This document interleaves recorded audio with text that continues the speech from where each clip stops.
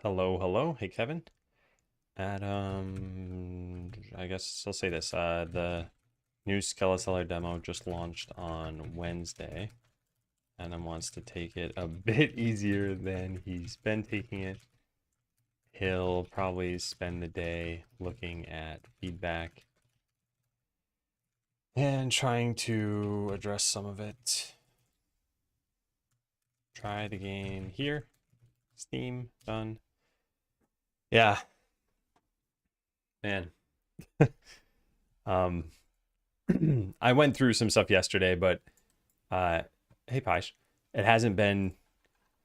Yesterday wasn't a great day for other reasons. So we've got some other feedback that I've got to look into, and I think the stuff we really need to prioritize is getting reviews on Steam, coming up with the next art list, and some of this. The next big event is April 23rd, I want to say. Hang on, let me look this up. Yeah, it's the 23rd. I'll be on the Twitch front page. And I say the next big thing. This, in my mind, is like a marketing opportunity for Skeleseller. So it's like, how do we get people to play the game? But it's not like it's a launch of the game. So it's pretty much just like, let's solve some of the current bugs that people are hitting. Then the next big thing is, I think, June 9th. I'm not actually totally positive, but that's when Next Fest starts. This is huge. This is really important. We got to have like as good a game as possible. And I do not want to push this another 4 months. I think we have something that's pretty good. So yeah, Pie's the famous. Hey, Chef Alton. What's the name of the next fest? It's next fest. They figured they'd go with a full house naming scheme. Yeah, so I said let's just file all the feedback first. Maybe chat some more. Yeah, like I said, today's not a very high energy day. So let's. Oh, what is this? Oh yeah, okay. Yeah, let's go file some of these issues. I just want to get this stuff off of my to-do list.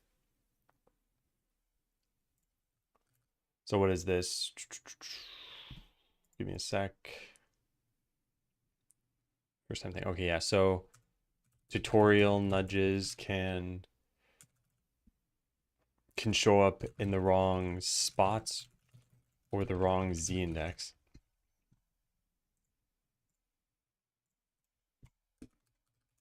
Original Discord thread here.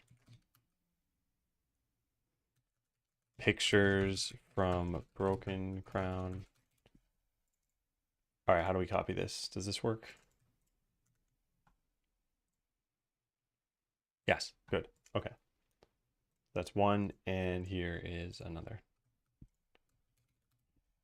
This is pretty minor.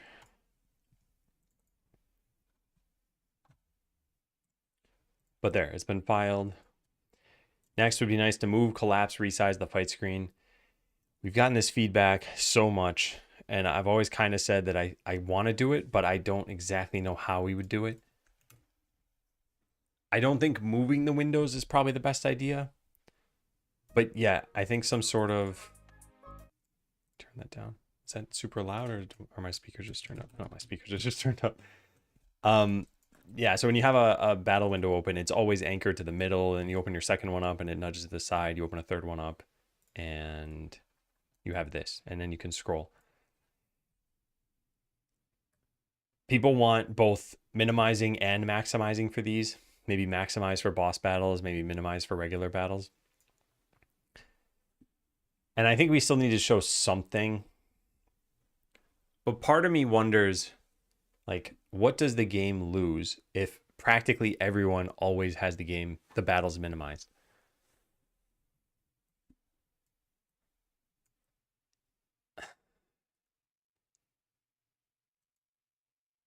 So yeah, my thoughts are like, we should probably do this since people are asking.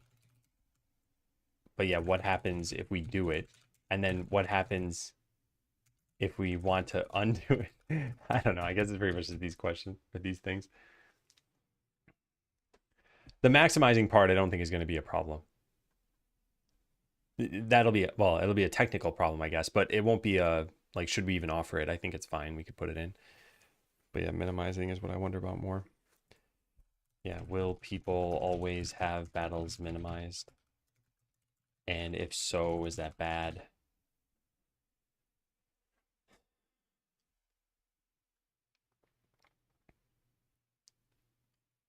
I wonder if you just minimize them all at once. Does it make sense to minimize one battle? Probably not. All right, well, let's write it down. The point isn't to do this right now. It's just to file it. Yeah, more feedback asking for this. I guess I'll put this here. This is from April 9th. The 0.7, April 9th. All right, many people have requested the ability to minimize battles down to some very basic information. Combine player life bar, combine enemy life bar. Game is meant to be idle-like. Being able to hide the screen to grind while you manage the overworld might be nice. Dragging items from storage. Too far out makes the item smaller and hard to click. So James had mentioned it for the sake of moving items, which now the quick move menu can help with. But other people have talked about this too.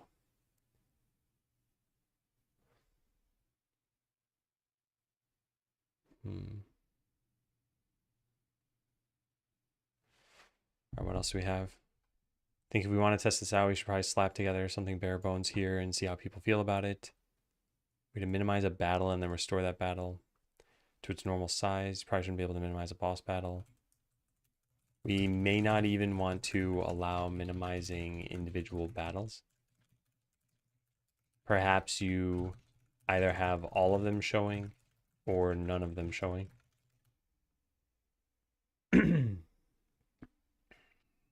Yeah. Okay. Well, I think we should probably try that out at some point. Would be nice if start battle is yellow, if some fighters have low HP, green when they have full HP. I formed a group for the dragon. Some adventurers were low. Yeah, I think my take on this is that you probably shouldn't be able to start a boss fight unless you're at max life. So I don't think we need to change any UI. We just change the actual feature itself. So if you try going here, then too bad.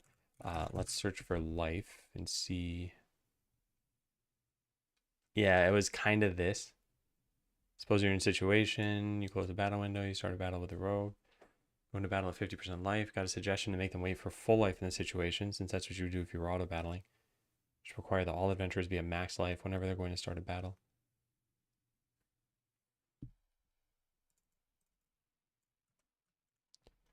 Yeah, I guess I'll write an update here. Well, it was Wednesday. This is especially important for bosses.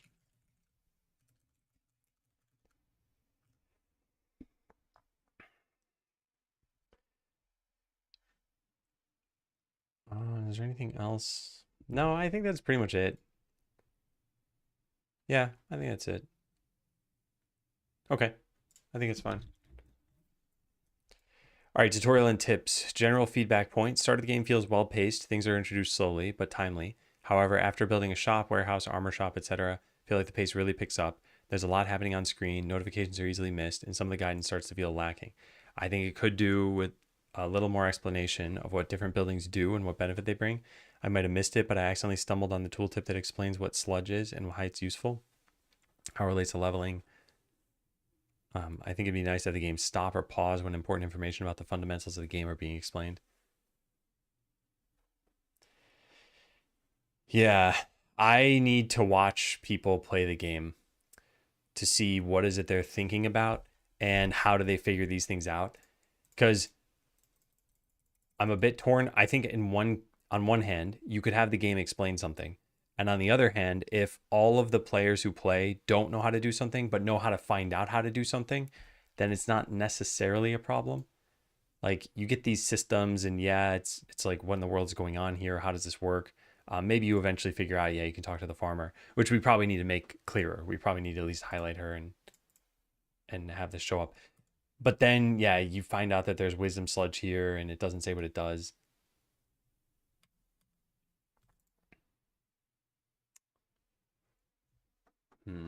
And one of the things that Funky Monkey suggested is, what if when you got the farm, you automatically had that dialogue pop up about what this thing does? Yeah. But like I said, I need to watch people play this. So I guess let's file a new issue here. Consider more tutorial content for the farm. Other ones might need this too. But what happens when you get the tavern? What if you didn't read any of that and you're just here and you're like, what is this thing? I guess you'd eventually realize you can click this. That seems obvious enough. And you read a quest and it says do this and you'll get a skeleton, I guess. That's probably clear enough. So maybe this doesn't need some extra explanation. The fishing pond might work kind of the same way. I'll just file this whole thing.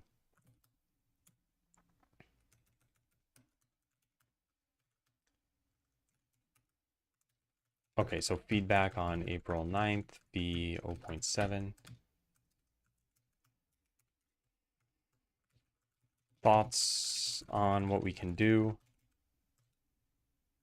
I think the most basic thing we can do is probably add an exclamation mark like the Guildmaster has for NPCs when you first build a building.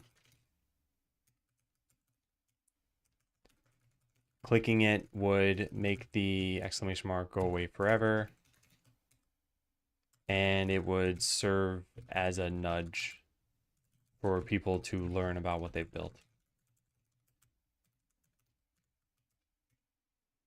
Yeah, once people have seen this for the farm and for the enchanter or something, they'll probably get in the habit of checking the NPC.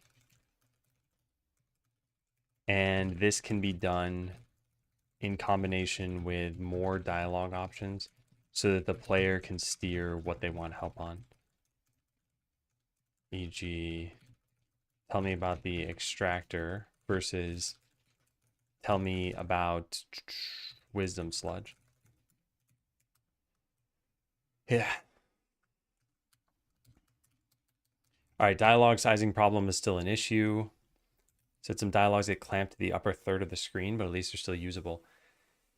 I don't know what's causing this, and it seemed to only be a problem on Windows, and I should probably test things on Windows to find out. I tried everything I could think of on Mac, and it just doesn't seem to happen here. Hey, SWAT Kid. It's going okay. I think today is going to be a bit of a slower day than normal, and I'm hoping we still get some stuff done. But if we got nothing done, I think that'd be okay.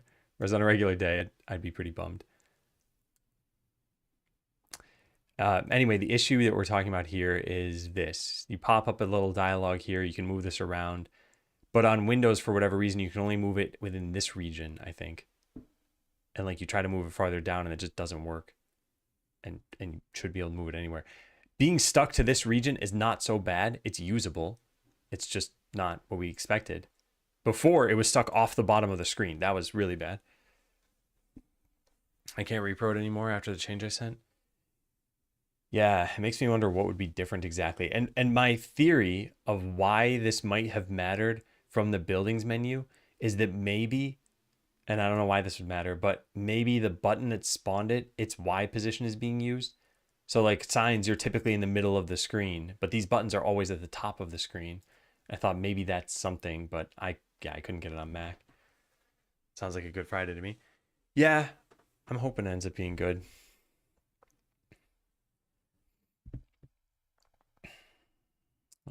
Okay. So I'm not sure what to do about this, but I guess let's go get the link to this thing. Oh wait, there's no link to that. There's a link on GitHub or Discord maybe. Oh.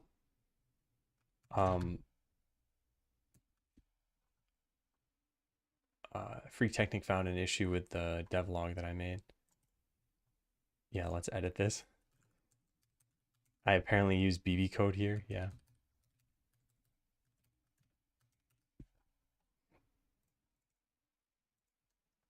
All right, let's comment on this. Thank you for this. I just updated it. Downloaded latest Linux build from itch. Can I actually see identifying information? I think Kevin responded to this. I'm seeing the right click to drop tip getting stuck, I think, when placing on store displays. All right, let's take a look. I've seen it get stuck too, and I'm not totally sure why. I wonder if it's while it's fading in. Like, no, it's not while it's fading in. I gotta wait for it to pop up again. We should probably, yeah, I should probably make it pop up faster. We should investigate that. That wasn't the thing I want to look into exactly, but I'll write that down next. Figure out why right click to drop can get stuck. Maybe lower the time for it to spawn and then test a bunch of things. All right, dialogue sizing. Where is this written down?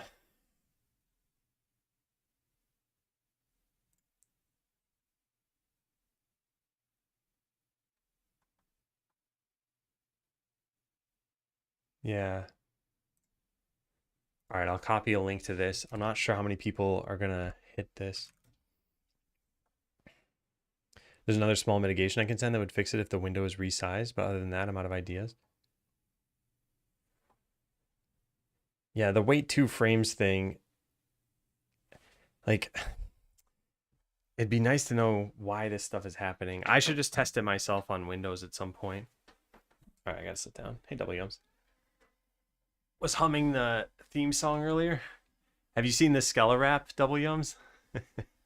You might enjoy that. Hey, Monadic Bind. Check out the Scala rap command. Oh, you have? Okay, yeah.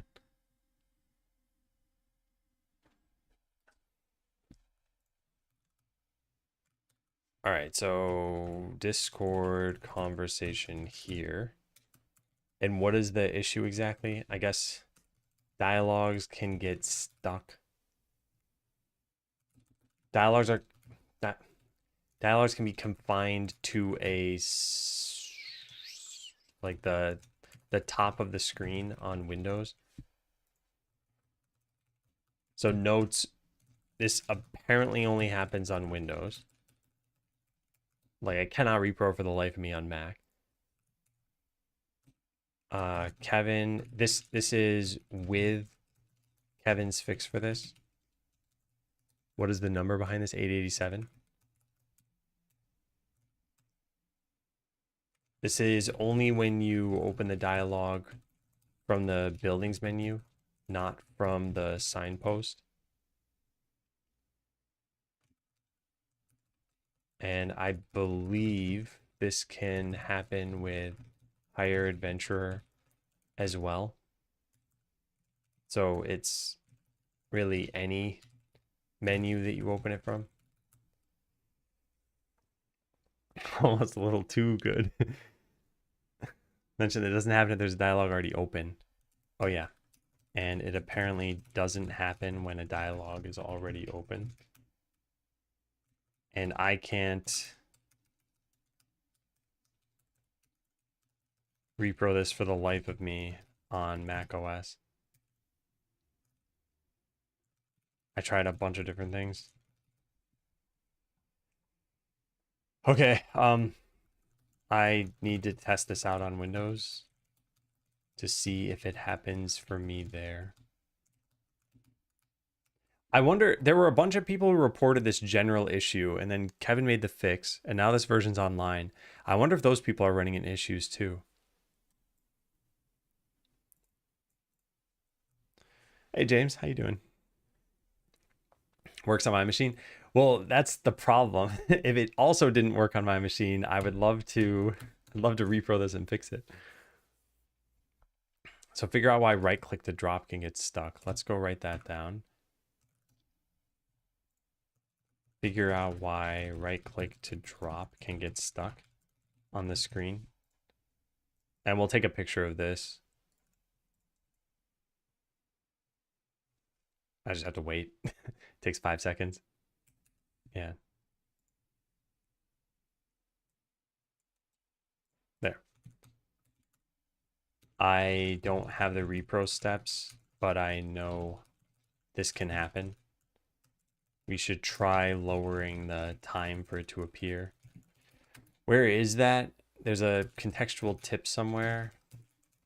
Contextual tip, here it is. And we only show this after 5 seconds. Actually, I wonder if it's this. Set text is, oh no, it's not. Never mind. I thought it might be. Where is it? Show drop item tip. There it is. There's a timer here. Okay, so this should be set to 5 seconds. I guess we only start this. Yeah, here, start holding item, line 282. All right, let's go get a thing there. Player held item. And 282. It's not exactly that over here. I guess we just, oh, there it is. It's 281. But it's because I deleted a line accidentally. Yeah. I didn't mean to do that. All right, so we got the canonical link to this. Where's the new issue? Here it is. We should try lowering the time for it to appear. See this line of code.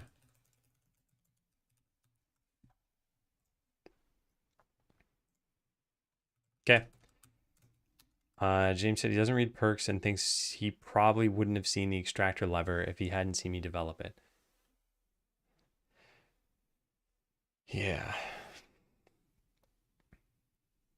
Doesn't call stop holding item somehow. I don't know if it has to only do with that new menu. Let me take a quick look here. Because I think if we just search for start and I set this to like 1 second.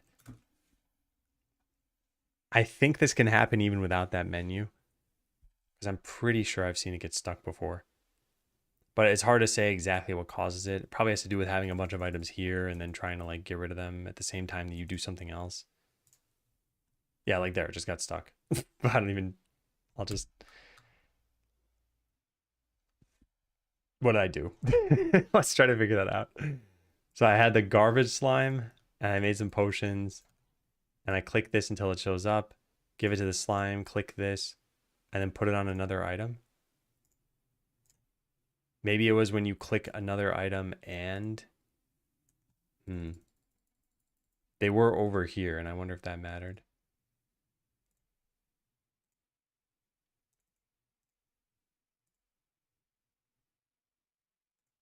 Oh, I think it's something to do with the timer restarting when you click one of these things as it's fading in. Yeah, and then right-clicking immediately thereafter. I think that's it. So we click this, we click another one, we right-click. Hang on, I'm gonna get it.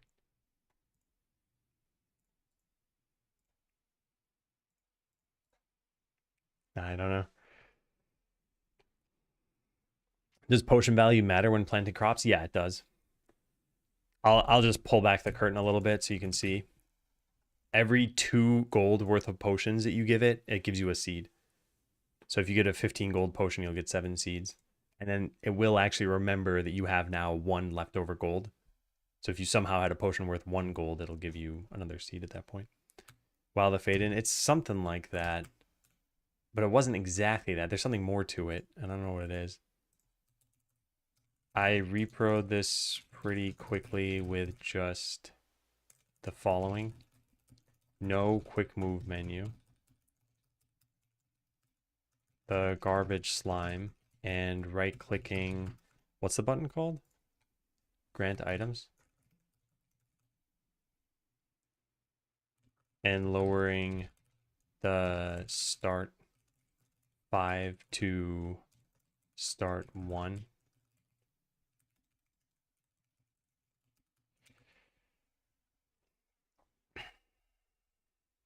All right, anyway, so this next thing is the farm gives you an extractor, but it does not start with a lever. So the only way to use this is to manually drop items into here and it plants seeds. But for very cheap, you can get extractor training. And it says in here, note, click the lever on the side of the extractor to control this. But James reported that he doesn't read this stuff. So I wonder if the game should also tell you this. But I guess if you don't read the perk, why would you read the tip about the perk? Because my proposed solution was if we notice that you unlock this, so there's the lever now. If you never turn this on, we could say in 2 minutes, show you a tip saying like, hey, you unlocked extractor training, but you never actually toggle the lever. it might not be a bad idea to do that. I mean, there are other ways we could do this too. We could just have this thing glow until you finally click it for the first time. And I think that's probably the best way to do this so that you're at least like, oh, okay, I get what this is. It could start on, yes. That's another thing we can do. Yeah, maybe we just do that. Yeah, Oakleus on Wednesday. Yeah, you know what? How about we just start with that for now? That's certainly easier. All right, so how do we do that? We go to extractor training, and when you unlock this thing, it's not just show the lever, it's also make sure that it's on. Is there a way we can change that? Yeah, is on equals true. All right, let's try that. One line monadic bind fix. Hey, Kojin, shouldn't clickables always have a visual indicator around them in case people forget that things are clickable after some point? I don't think you'd always want them showing. Like, there are going to be a lot of things that are clickable that might not, like, they might be distracting if they're highlighted. Like, NPCs are clickable. Some have flavor text, some have instructional text. The signs are clickable, but yeah, I think if they were always highlighted, it might look kind of distracting. Also, it's how we indicate that certain things are ready. So like clicking a crop to harvest it, and how we indicate that something is a destination. So like here we're highlighting the item displays. So I'm not totally sure, but yeah, let's see if this thing worked. So I click this and that is now on. And now workers bring stuff to it. Yeah. And if I save and load, it should still be on. Good, cool. Yeah, let's try that for now. It's a pretty easy fix. Start with extractor lever on. This was monadic bind suggestion for how to address confusion, how to use the lever for people who don't read the perks. Yeah. Looks like you're making solid progress, so thank you. Yeah, I think things have been going pretty well overall. Also, the metrics have been a little better. You know, it's funny, I have a certain gauge for like whether when I wake up, whether the game has done like decently while I was sleeping, and it's how many emails from people offering game related services did I get? And this morning it was 2. I got an email from a publisher and I got an email from a sound design company or something like that. So then I go and I look at the stats. And if we go over here and click analytics, so yesterday I made a devlog on itch and downloads went to 6, probably because it's just the demo, but then the devlog went up to 58 and then up to 95. And even views, we got like about 1,000 views over that time. So that's pretty good. That number of downloads, I think, led to more wish lists as well, even though that's on a different site. So now the wish list count went up by, I think, like 15. No, 14. So we're at 1527 now. There was a time when this was going up by like an average of 10 per day, but that probably coincided a lot with Idler Fest. So I think Next Fest is going to provide a big bump to this. AM2. Hey, I'll Twitch that. I saw your short, which included text expander for YouTube speed. Highly recommend this extension with keyboard shortcuts for speed adjustments.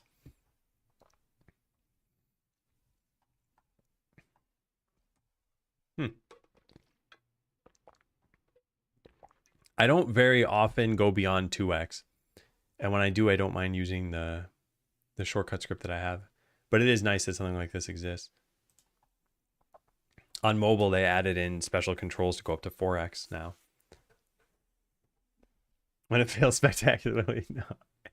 It wouldn't be to blame. It would just be to burden. What was I going to say? Oh, yeah. So anyway, I have a little bit of a fear here, which is that the platforms do the heavy lifting of marketing when things work. When they don't, you do the heavy lifting. And I have very few ideas for how to do this stuff. So I started these YouTube shorts as a way of like, okay, well, how can I just even reach an audience and then maybe try to shoehorn in a Skeleseller message? And I think it's been working like, okay. I can't say it's been working great. I think I've probably gotten some wish lists from it. But what if it's, I'm just going to make up a scenario here. let's say we launch in August. Not actually our plan. And then let's say it's, I don't know, it's November and we're not getting sales.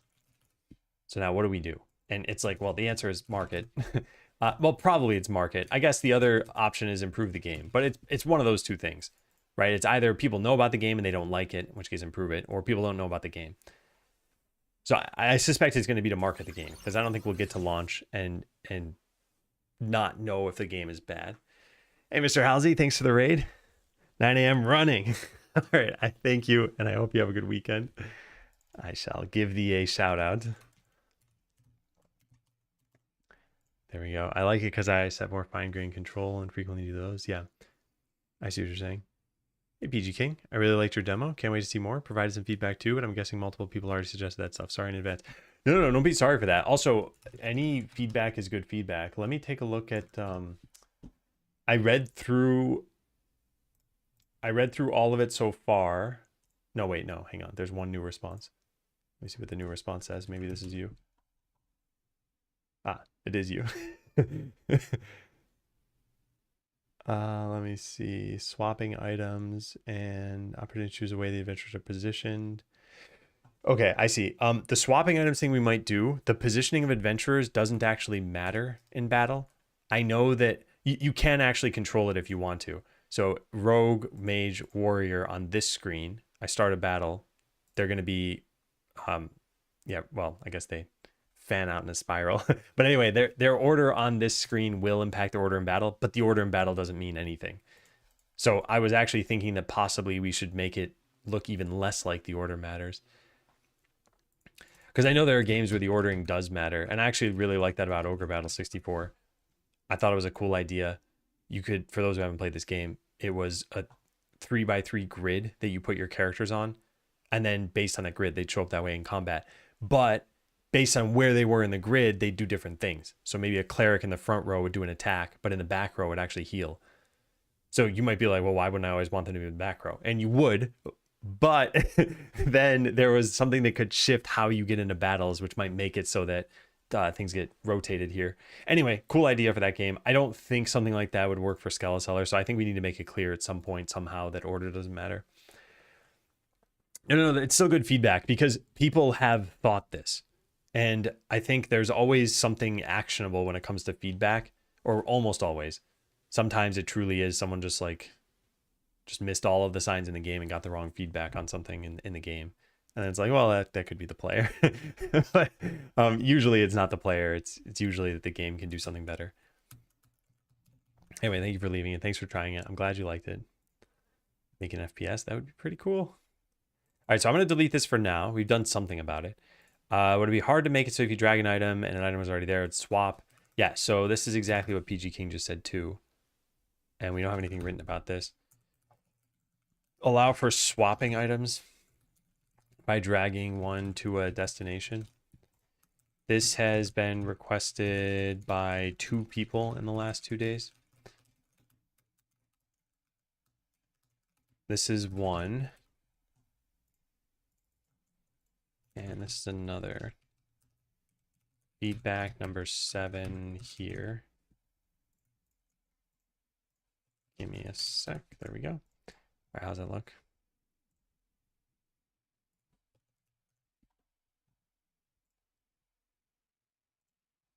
Okay. I should probably just put the whole thing in brackets, huh? Okay. Shoot potions into shops. Well, I don't know if you saw, but we now have that ability pretty much.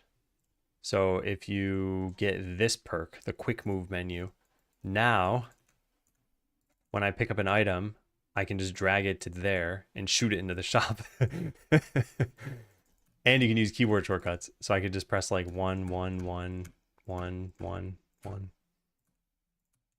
So yeah, that's the sort of end game way of doing this stuff. Well, end game for right now. But yeah, the issue between share and screen type of thing, it does happen sometimes, but I wouldn't say it's super common. Like let's just say, and I don't know, this is super contrived, but let's say someone is on the title screen and they're like, how do I start a new game? Like, that's not the game's fault. That's definitely on the player. There are only like 3 main buttons here. Again, super contrived, but like, yeah, there, I think most feedback you would have something you can do in the game about that. And even in that contrived case, it's like maybe the contrast on the buttons isn't good enough. Maybe there's a bug where they're getting positioned off screen. Although in that case, I would expect that someone would say, I can't see the new game button. I saw that brick so late, but it's such an amazing idea. Never saw that. Pretty cool. Yeah, yeah. Kevin had just implemented that, and we put it in on Monday, I think, maybe Wednesday. So it's like very recent. It was this week for sure. And the only reason we don't give, well, there are two reasons we don't give this at the beginning of the game. One is that I think it totally invalidates your workers at the beginning. You only have one. So like if you're just moving all your items instantaneously, then your worker has nothing to do. And two, it's you don't have half of these destinations at the beginning of the game. So it just shows a bunch of question marks for these. And it would probably be a little complex for new players. So this allows us to add some description about it there too. Hey Halsey, tried the demo, had a lot of fun. I'm glad. I was a little bit down yesterday because I thought everyone watching the stream knows this, but it's been a ton of work to get to this point.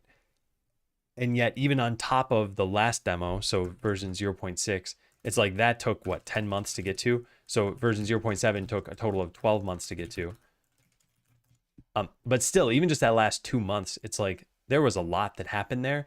And it was a lot of like working in the dark. We didn't have feedback on that stuff, and we're finally getting it now that the demo's launched. So when I finally put this out there after 2 more months of work, I thought, man, it'd be nice if there was some more like fanfare about this.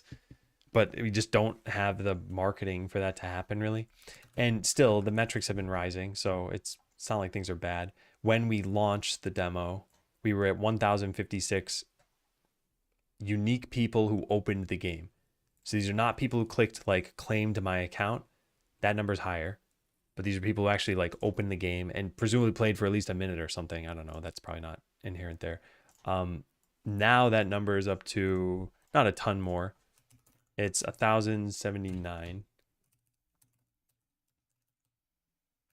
So we got 23 more people on Steam who went and played the game. Now, maybe a bunch of other people went and played too who already had the game, which means those people are engaged. But yeah, it would be nice if this number had jumped to like 2,000 or something, That's unique players, yeah. So if you played in version 6 or version 0.6 and then you play again in 0.7, the number would not rise. When looking at asset packs on itch, oh wait, sorry, I missed a message before that. Now my sleep schedule is screwed because I decided to try it at midnight. How long did you play for? When looking at asset packs on itch, does the page usually show everything included? I see one I really like and it has most of what I need to start, but I don't know if it has certain variations or of track. There's no requirement for it to show everything that's included. So I think you need to ask in the comments there. But typically if they're marketing it, they want to show you everything that's included. So they'll typically like grayscale it or watermark it or something. And yeah. Do you have metrics on how many people wishlisted it? Yeah. It's as of just now, it's 1,527 people. So they say, for those who don't know how to evaluate this number, they pretty much say the higher the better, and that you should probably aim for like 10 or 20,000. So we need to roughly multiply this number by 10. And everyone has different advice on that. Some people say 40,000. Some people probably say like 4,000. I don't know, but obviously the more the better because it's people who expressed interest. Around an hour and a half. Okay, yeah. So you have me to blame for an hour and a half of lost sleep. Yeah, I'm glad you enjoyed it. One of the big things, I think we're right now on the path toward getting ready for Next Fest. And for that, it's pretty much just like polish, fix bugs, maybe work on some, it's kind of weird to say new feature here, but like something like controller support, maybe. I don't think we're going to do that, but it's not like a new game feature. It's just a new way of playing the game. But then after all of that, we're going to probably like start prepping for launch. And one of the things I want to do probably before launch is at least like set some groundwork for challenge modes. Like yesterday, I don't know why I did this, but I thought, let me just fight in the forest and see how far I can get. And this is kind of fun. You only ever get blue potions from the forest. So like all you can use is the potion shop. and I did beat the canyon, so I could unlock the farm. So I had a rogue that was like level 9, and I never even went into the volcano or anything. Then when I finally, like, I eventually was like, all right, I gotta stop doing this.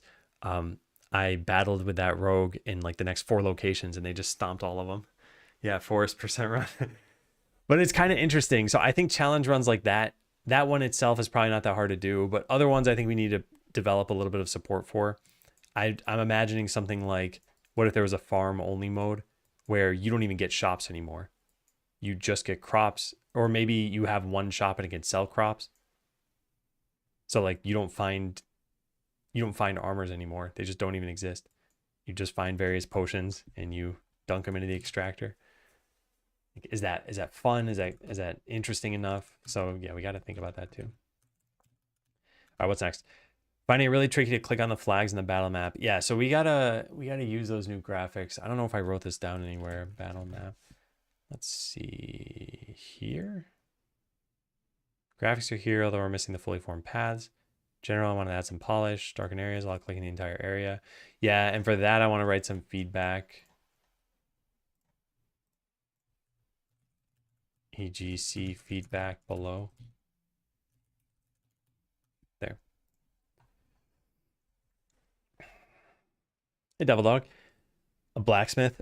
Yeah, I think there are other systems we could potentially add. One of the things I want to think about is if we ever do have a new system, like the proposal that we had here, just to be clear, is there'd be a base game and then there'd be some challenge modes. And the base game is the typical, like, you know, you get adventurers, you get the farm, you get the pond, you get the enchanter, whatever else.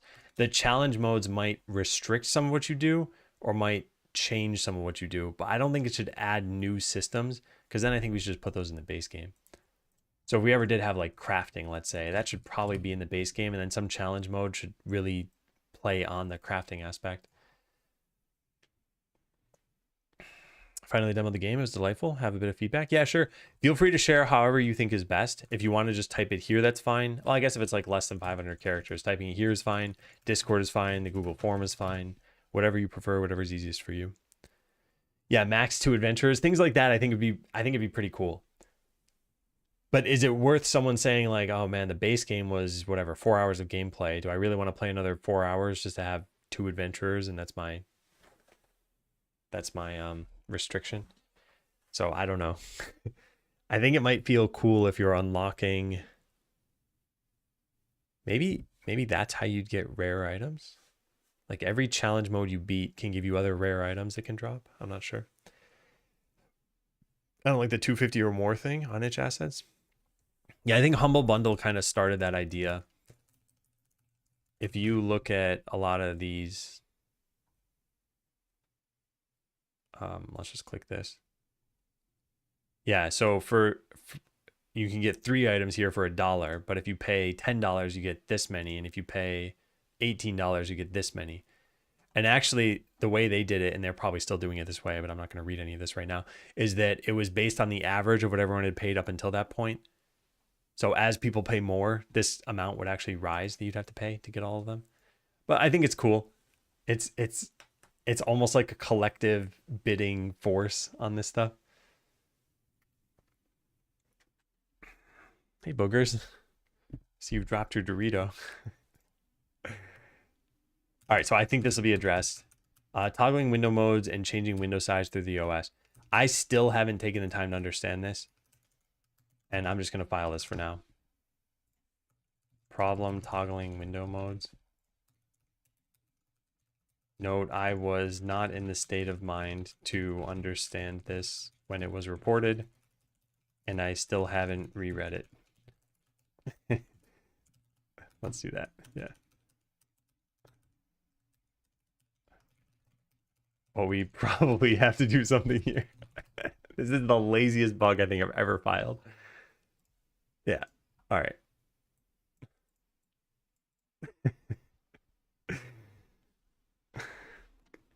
Like, what if I want to buy one to test out? If I even want to do the game, I don't want to pay a lot right now, but if I continue, I'd pay more later. Probably not making much sense. Been a rough week. The trying it out, I think this is sort of like anything else, which is like a lot of services you just buy and they're non-refundable. Actually, I think you probably could request refunds through itch, But I think if you're just trying things out, it's probably like, I mean, is it worth the $2 to you to be able to test something? I think when it comes to game dev costs, I think of $2 as being practically equal to $0. Now, I know that this doesn't hold true for everything, right? But it's like if you were building a real railroad in real life, you'd probably look at like $100 might as well be equal to $0, because I assume a real railroad costs way more than, you know, even tens of thousands maybe. So yeah, I look at it like, yeah, I guess you can't get too much confidence at a time, but yeah, maybe it's figuring out where to invest. Is this feedback list from in-game feedback button? This one is not. This is from people on Wednesday just typing stuff in Twitch chat. Also, M2, I hope your week gets better. Hey, okay. It's so bad for you, yeah. Sugar in a box. All right, hit a problem with quick move menu not working. Let's go file this one. The quick move menu doesn't always work.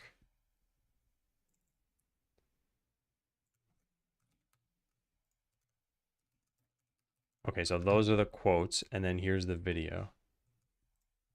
Actually, wait, I could just attach the video myself, right? Downloads. You can delete these things. Oh, by the way, I don't know if I showed this, but we got new graphics for 2 different perks. So one is the extractor training. Now it looks like the extractor. And the other is entropic magic, which looks like a couple spells being cast, I guess. I like them. I think they're good. Okay, so here's their video. File not allowed, MKV.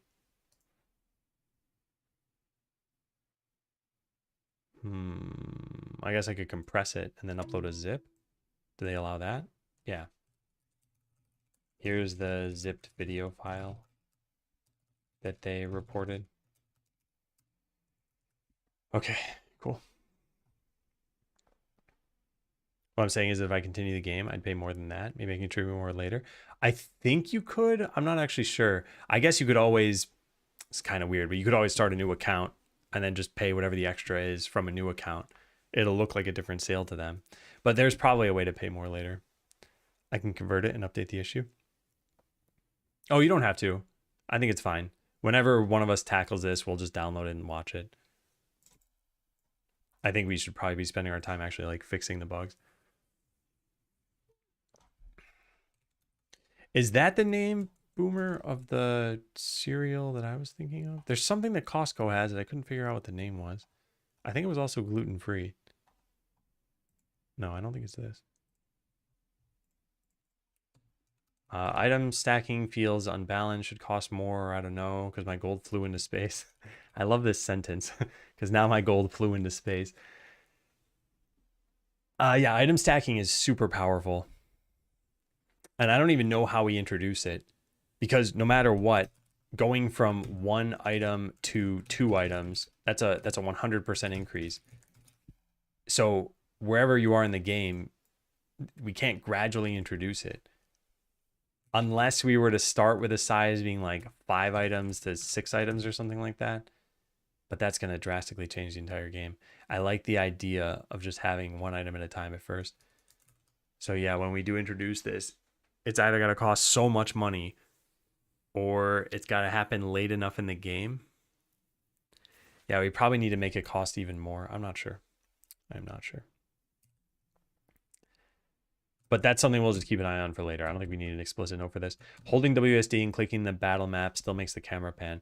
Yeah, that's this. If you hold, well, let's move over to here first. If you hold something like D and then click the battle map, and now I let go of everything, it's still panning the camera. It's not a huge bug. If you close the map, it stops doing that. But like, we should probably still address that. So let's go file a bug on that. The town camera keeps panning if a keyboard key is held when you click the battle map. So repro, drag the camera to the leftmost side of town and fully zoom in. Hold D on the keyboard to move the camera right. and then click battle map to open the map. At this point, the town camera will still be moving until you close the battle map. Is that somehow a problem in the battle map as well? If we hold D over here and then close this, now I reopen this thing. It shifted a little bit. Yeah. This is technically a problem in the battle map as well, but it's much less noticeable there. Don't know if this is known. Only thing I noticed is that some menus in pause unpause the game. Yeah, it's only one menu that does that, and it's this one. This unpauses the game. And I don't think this was ever intentional. But if it were intentional, the reason why it would have been intentional is so you could hear sound effects. But yeah, we'll just fix that. All right, so that stuff's done. Now what? There are some bugs we have here. I guess I should file these too. This one's pretty important. We'll probably work on this today, actually. I'm not going to file this one. I'll just work on it. This one's not important. Bug with z-index of what is that? The adventurers panel? Honestly, it's probably not even worth filing this. I think I could probably fix this in like a minute, but too late now. I'm filing it. Markdown. Why did it tab everything in? I don't want that. Now here's the sucky thing. To copy this as Markdown, I need to base64 decode the Markdown because Google Docs has no way of just copying an image out of the document. I've always found this frustrating, and I don't know if they have any plan to fix that. All right. I think that when a worker drops, yeah, this is another problem. And ending a battle has a performance hit on the game. Anything else? Yeah.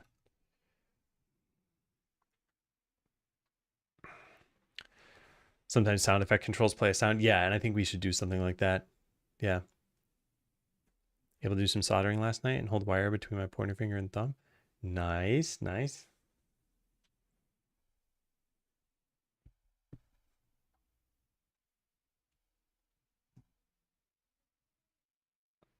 Huh.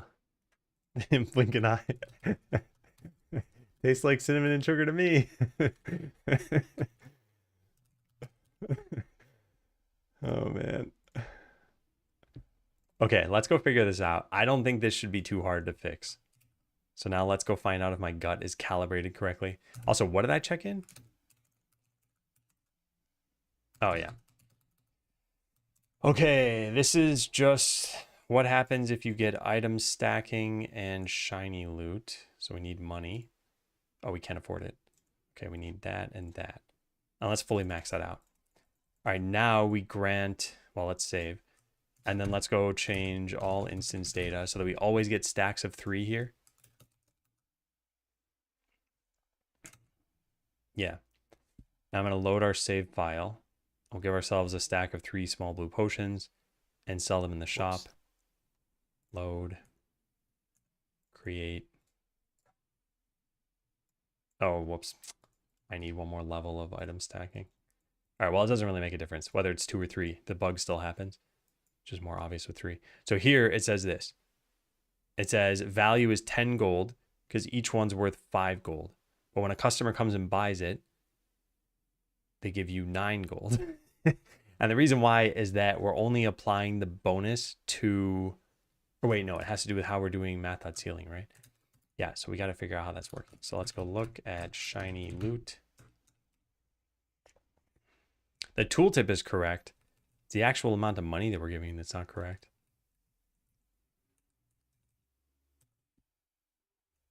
All right, so total buy amount is this. And yeah, so the bonus is not multiplied by the quantity. So we need to do this plus bonus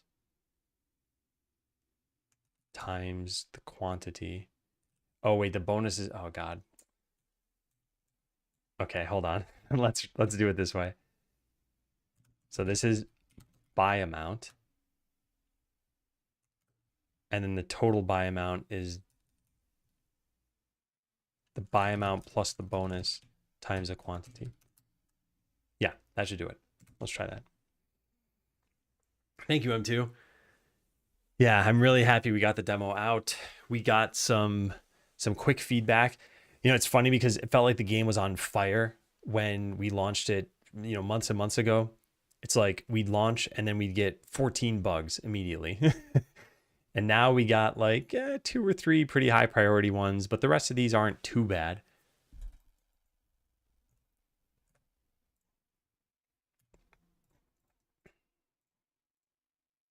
Okay, so now we go do this and this and this. And it says they should be worth 15. So we should actually see a customer pay 15 for this. We're just waiting for a customer. I could speed things up. My hands are already under my legs right now. Oh, fine. How much are you offering? 15. Perfect. Problem solved. All right, so get rid of this. And do this. Okay, so fix bug with shiny loot. We weren't multiplying the bonus from shiny loot by the quantity of the item. So, for example, a stack of 3 small blue potions with maxed out shiny loot would sell for like 2 gold less than it should have. Or some amount less. What did I write here? I paid 13 gold. Yeah, 2 gold. All right, done with that. All right, this one I only just noticed yesterday. I don't know how long this has been a problem for, but the extractor only ever accepts 1 item at a time. So to test this one, we need to max out the farm. And that's pretty much it. Then when we try, hang on a second, set this back to what it was. So when we try dropping in 3 items, it's going to be a problem. Can we make it drop in quantity of 3? I think we can. Now I don't even need to do this. How do we do this? Grant items. All right, generate drops for us. Oh, that's perfect. That's exactly what I want. Okay, so we just relaunched this. I hope I hit save because I don't remember if I did, but it's not that hard to redo. Load. Yeah, I did. Okay, cool. All right, so all we need to do is click this and then drag this over to here. So if I click, what should happen is it should drop all 3 in, but it actually only takes 1. So we have to click 3 times. So I got to figure out why that's happening.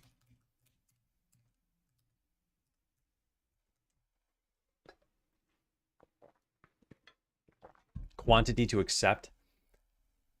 Oh, there's a problem.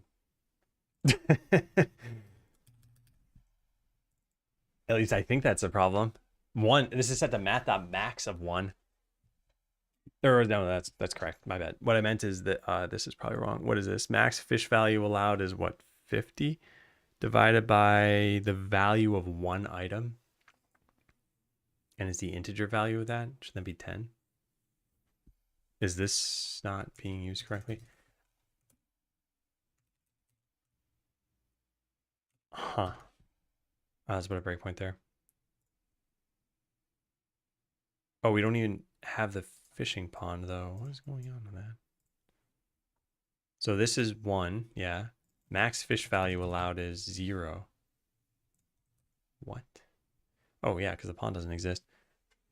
Yeah, I never coded this. But even if I had, I would have done this wrong because this doesn't take the quantity into account. But that should be easy enough to... Oh no, that's what takes the quantity into account. Okay, yeah, so we want to take the larger of the 2. Let me see. How do we figure out how many seeds to give? There it is, seeds to give. Number of empty plots. And how much value we've accumulated. Oh, this is going to be a difficult formula, I think.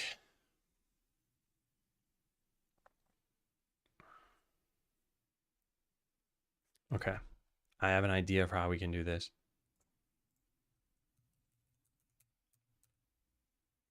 Don't need to take the input quantity into account. That's how, yeah, exactly. Yeah. This is just how many can it accept.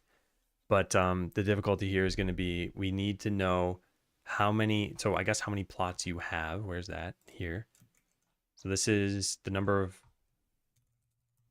max num seeds possible is equal to this. That's the number of seeds though. And then num seeds based on item value. The name of this is stupid, but it's going to be something like that. So let's see, this is 5 and this is 2. Then this is going to turn into 2. So that's how many seeds you get, and this is how many seeds you can have. And we need to know how many will be accepted by the farming side of things. Seeds accepted, or I guess like potions, items accepted by farm is the minimum of these two things. Okay, good. So that's what I want. Now we need to do the fishing stuff. And we want to accept the bigger of the two of these values. So the max number of fish possible, is that correct? Yes. Otherwise 0, because this thing might not exist. And then the number of fish based on the item value. This needs to be base fish. No, it's not even base. Oh, God. Yeah, it's item value per fish. As long as this is a property, it is. Okay, so far this isn't too bad. And then number of items accepted by the pond is those two things. And we want to return... Oh, interesting. We do compare the item quantity here. Why?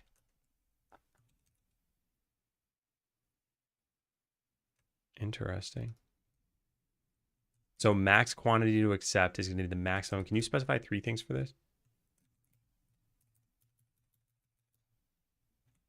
I don't know. We can just call it twice. Max fish value allowed. What is this?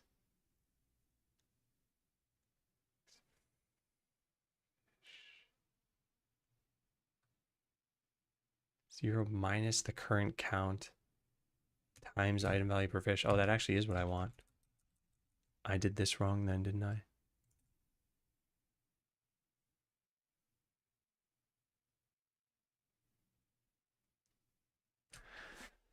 This is very difficult.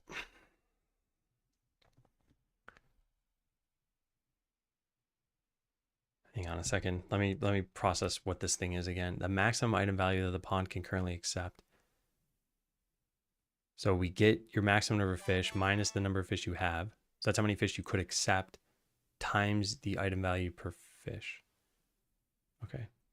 Hey, LSRP, thanks for the resub. Super hard to catch a stream for me, but awesome to see you still working on Skeleseller. Also, dev efficiency micro lessons are fantastic. Keep them coming. I'm glad you enjoy them.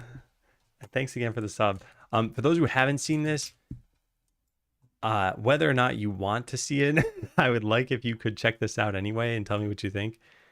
I spend a lot of time on these things relative to how long the actual shorts are. And this last one I think is good, and it's just not doing particularly great on YouTube. So I'd like to hear some feedback. Like, is it valuable information? Could the presentation be better? Challenge mode idea, timed mode. You have to unlock each location on the battle map within a certain amount of time.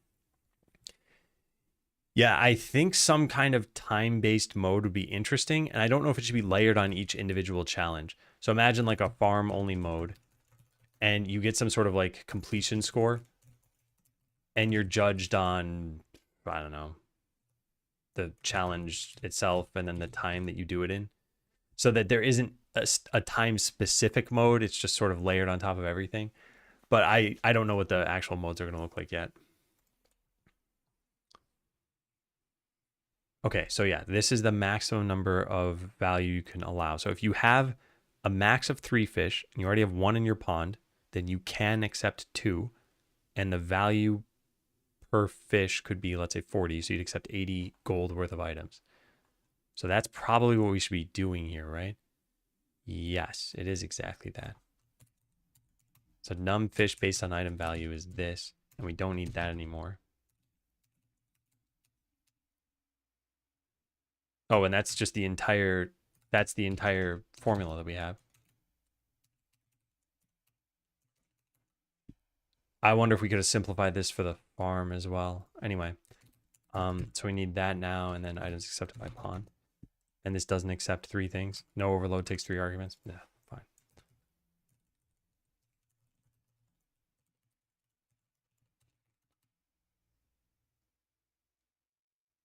Okay, could we simplify this call now?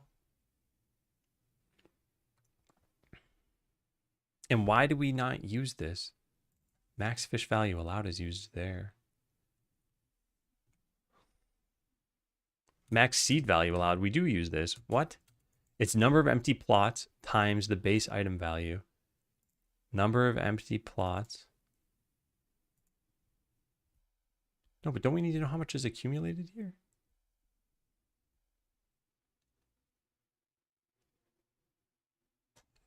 Okay, I think that I'm doing this slightly wrong because we're not considering how much was already accumulated for this.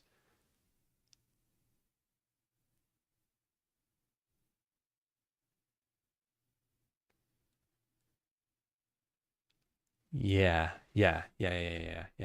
But I don't know if it's going to change the equation. I think variables like max fish value allowed should subtract the accumulated value.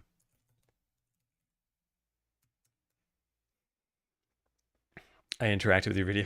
Thank you, Campbell Soup. Bad short doesn't loop. Yeah, I hadn't even heard of that concept until a few weeks ago when someone shared it because I don't watch shorts. Man, the looping thing just feels insidious to me. It's like trick the person into watching for longer. That's what it feels like.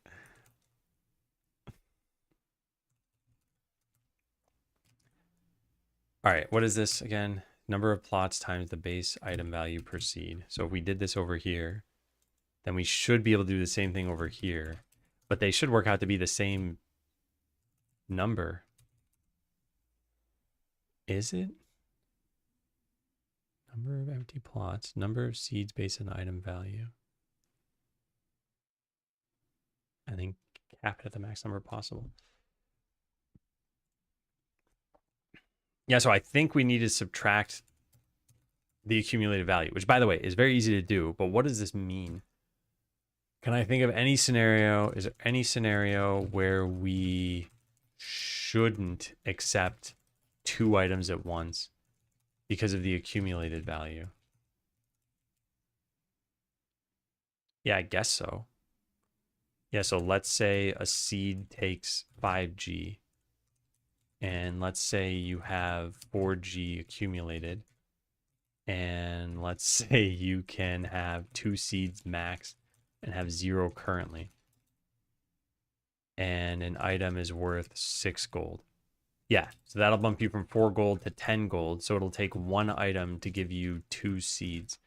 If we didn't consider the accumulated value, there'd be a problem. Okay, good. Yes, then that answered my question. So we need to just subtract here. Minus whatever the accumulated... Where do we even keep track of that? Oh, God, like that. All right, well, I want to do the same thing over here now.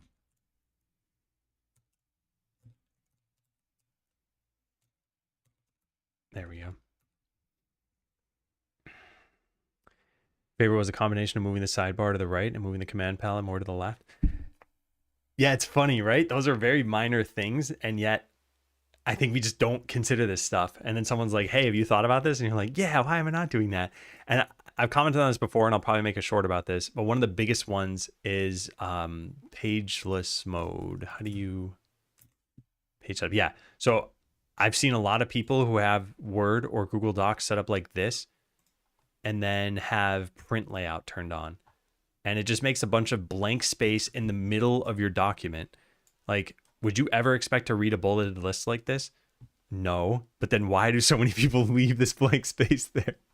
Just go to view and click this to be off or set this to pageless mode and you won't have page breaks again. It's like how many times do you print any document you write anymore? Probably hardly ever. Have to get in a mood to set it up. Yeah. That is true. Are there plans for Steam Deck and controller support? I'd like to. I just tried on my Steam Deck yesterday and the camera controls are better, but no other controls are all that good right now. So yeah, we would need to do something about that.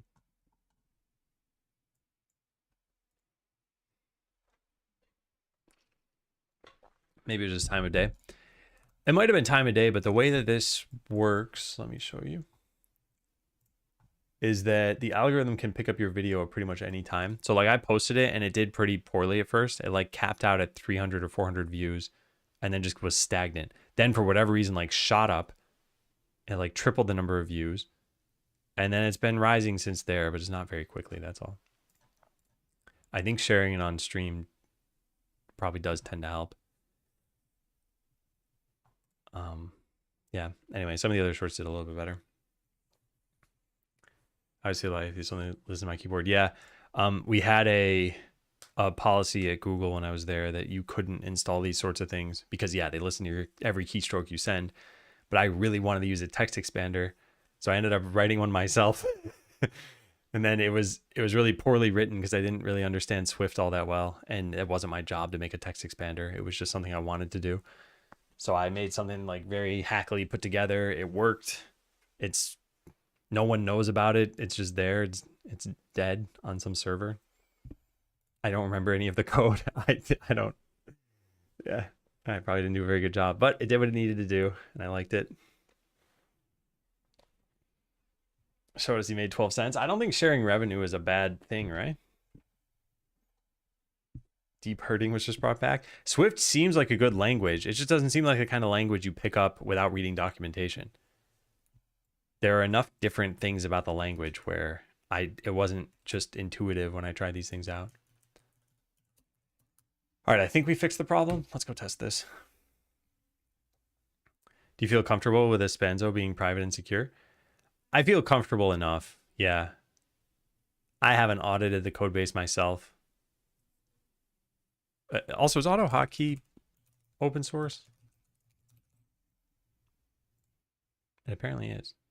What's the license? GPL. Okay. I think it's pretty important if something's going to be listening to every keystroke you send that it's probably on open source, whether or not you're reading it. I thought it's not allowed. If you could find something that says that would be helpful because then I can know not to show it. Because I don't want to violate a terms of service or something, but like I don't have any problems with me sharing how much money I'm making from those videos, which is very, very little.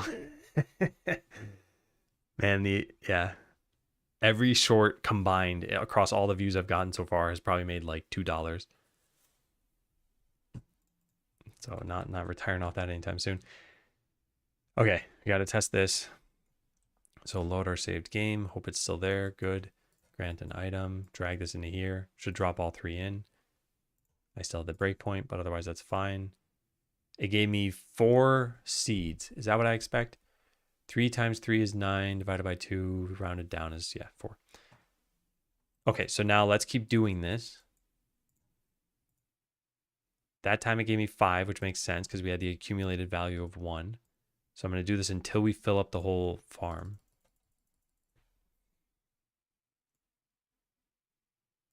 Okay, now the next one I drop in, we only have 3 plots left. So it probably shouldn't accept all of them. But it only accepted 1. Oh, God. Yeah, it's supposed to accept 2, which means I messed this up. Darn it. Where is that? Ah, here it is, extractor.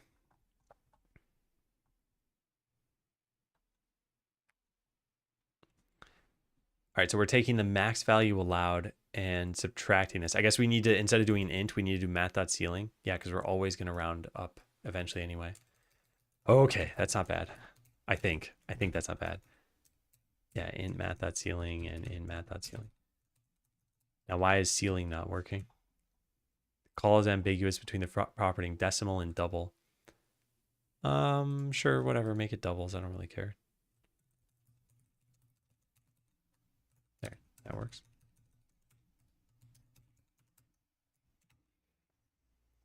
Screen pros. Thank you.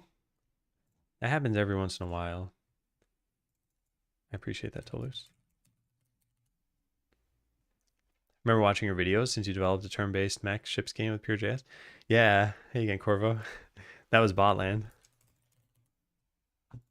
And hey, Pretechnic, thanks for reporting the stuff you did on Discord. I fixed the post, and I think I filed a bug internally for your other concern that you had, which I've forgotten already.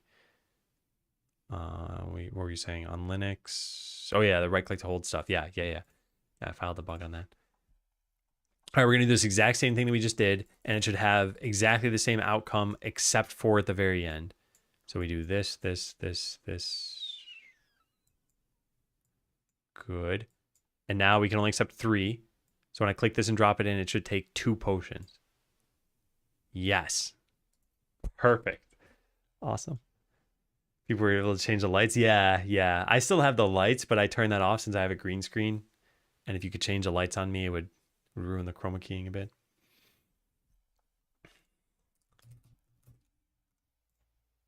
All right. Well, I'm glad we fixed this bug.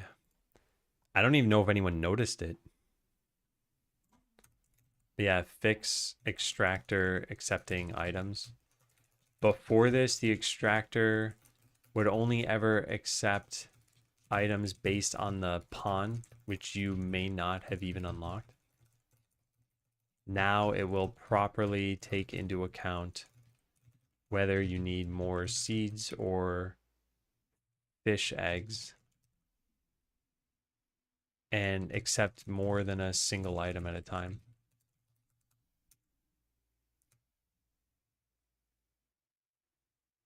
Yeah.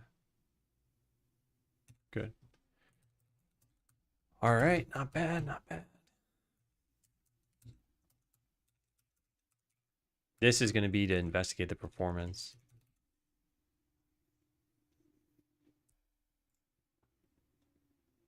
Reported some lag. I wonder how to do starting the game. Yeah, I'll just file something. Ending a battle definitely seems to lag the game. This is noticeable on Steam Deck. But if you just spam repeat a battle, it'll still be apparent even on my powerful machine. I assume this will require getting some other program so that I have a proper profiler. All right. Hey, Balsaplane. How you doing? I was wondering, I really like GDScript. Is there a real deal breaker that justifies choosing C# over GDScript, or just a matter of personal preference? It's pretty much a matter of personal preference. I have my why C# note there, which you can read about. But I don't think GDScript is a bad option. And I think it was a bad option. But yeah, and actually GDScript can do a couple of things that C# can't do as easily. So hot reloading by default, and also web exports, which they're going to fix this eventually, but it's not fixed yet. So you cannot have a C# build and export to the web on the newest Godot, which if that matters to you, then it just makes it a no-go to use C#. I didn't care too much about this for Skeleseller because I always figured the demo would be a download. But actually, I guess the demo doesn't have to be a download. I wonder if we should eventually publish it to itch as a web export. Well, like I said, it would depend on it being possible. And it's not possible right now. They have a thing about this. It's probably here, but there are too many things to read through. Yeah. All right, sent you a whisper about Twitch for clipping shorts. I haven't looked at this yet, and I should. And same thing with this. We should look at this stuff eventually. I don't know if I'll have time this weekend, but I'll still write it down for the weekend. All right.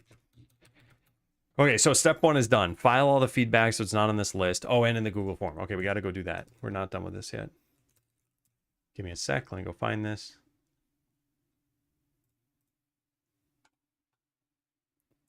All right, you've gotten 8 responses. By the way, I can share the roll-ups for these. So I had fun playing the game. Most people said agree. Some people said strongly agree. And then as far as cost goes, this is lower than what it used to be, which I think is kind of funny. If we look at the feedback form before this, I phrased the question a little differently. The question used to say this: assuming we added more content and polish, but didn't substantially alter the core game, how much would you pay?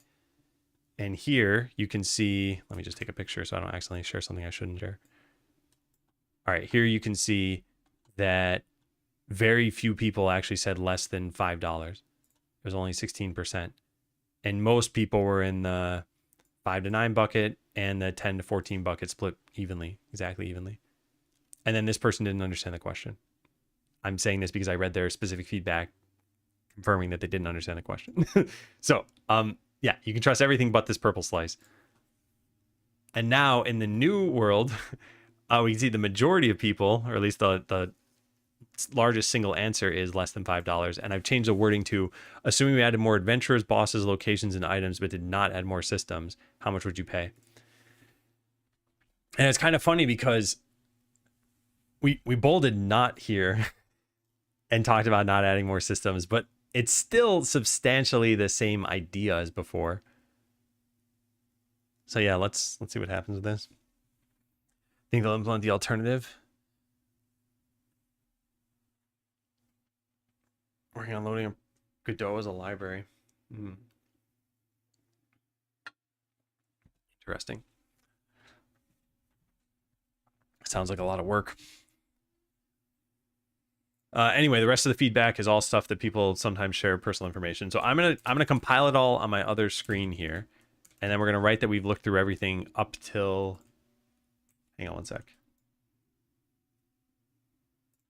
Click individual. Yeah, but I can click summary here. Okay, good. Yeah. So feedback. Review feedback.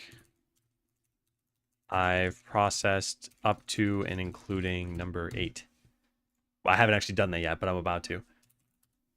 Okay, so this person talked about swapping items and the adventurer order. This is already known. This is something we might have to do something about. This next person said having an overarching goal would improve the game. There could be a building, like a huge tower that would pacify all monsters that takes multiple gold spends to complete. Add an overarching goal. And then they want to be able to click slimes, trees, etc. while like idling around, while otherwise idling around. This person said, it seems sludge is the limiting factor now. You can buy everything before having produced enough sludge to level up, which is fine overall, though it does feel like sludge is the slow thing. Yeah, so this is true. And I wonder if we need another form of progression in the game. I'm inclined to say no. Like, I don't think it's a problem to make you get the farm and then have to invest in this system. And the fishing pond eventually augments that system. But yeah, your adventurers don't just level up on their own.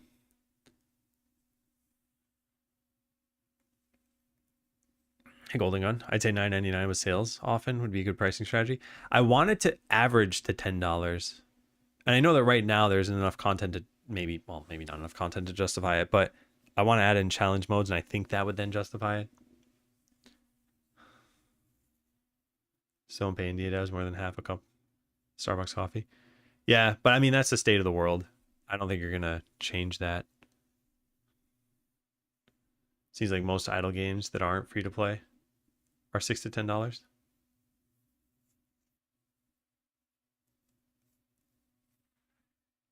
Yeah, and I know this is kind of an idle game, but I think of it a little bit differently. And I know it doesn't matter how I think about it. It matters how the market perceives it.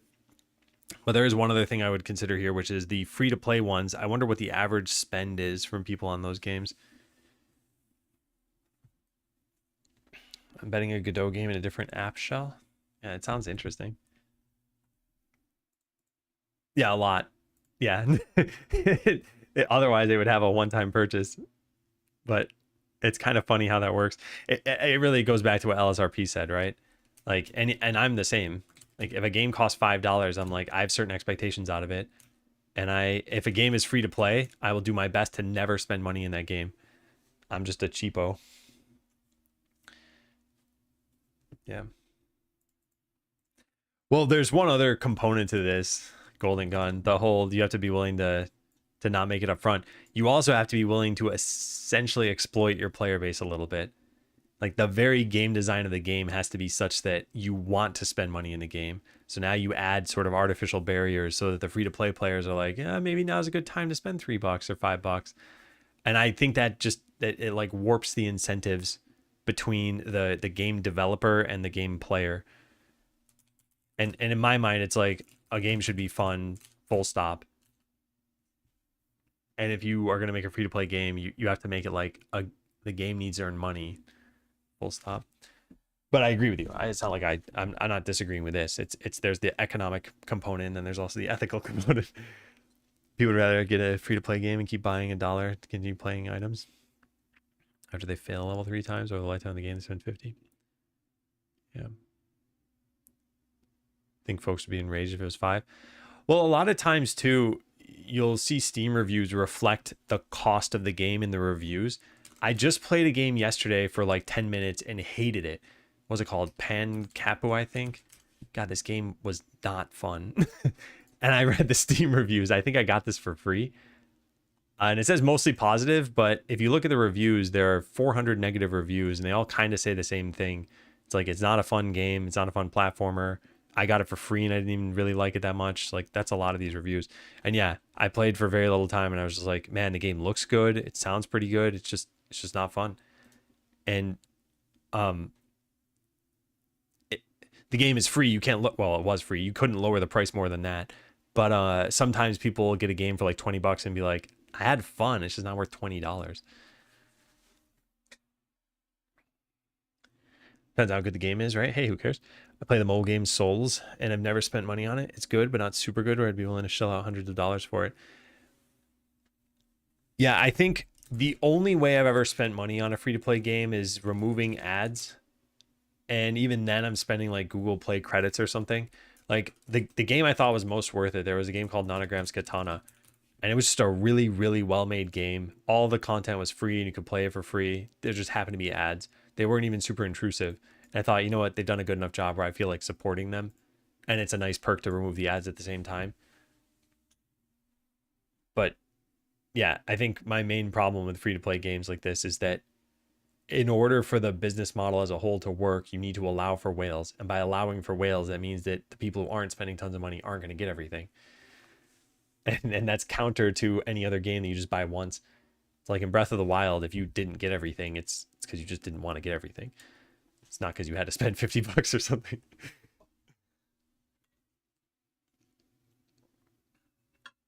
I know it was designed to give you want to pay. Yeah, exactly. I think that sums it up pretty well, LSRP. Of the Google surveys pay for all my small in-app purchases. Yeah, and if you get enough, they can actually pay for Twitch subs too, although they cost way more that way. All right, I got sidetracked somehow here. Where did I was talking about sludge. And whether or not we should have another form of progression. You know what we could do is we could have another way of getting sludge. Like it could be the farm and the pond and some new thing. Maybe a spell. I don't think that's interesting. But yeah, I think I should write this down as an idea.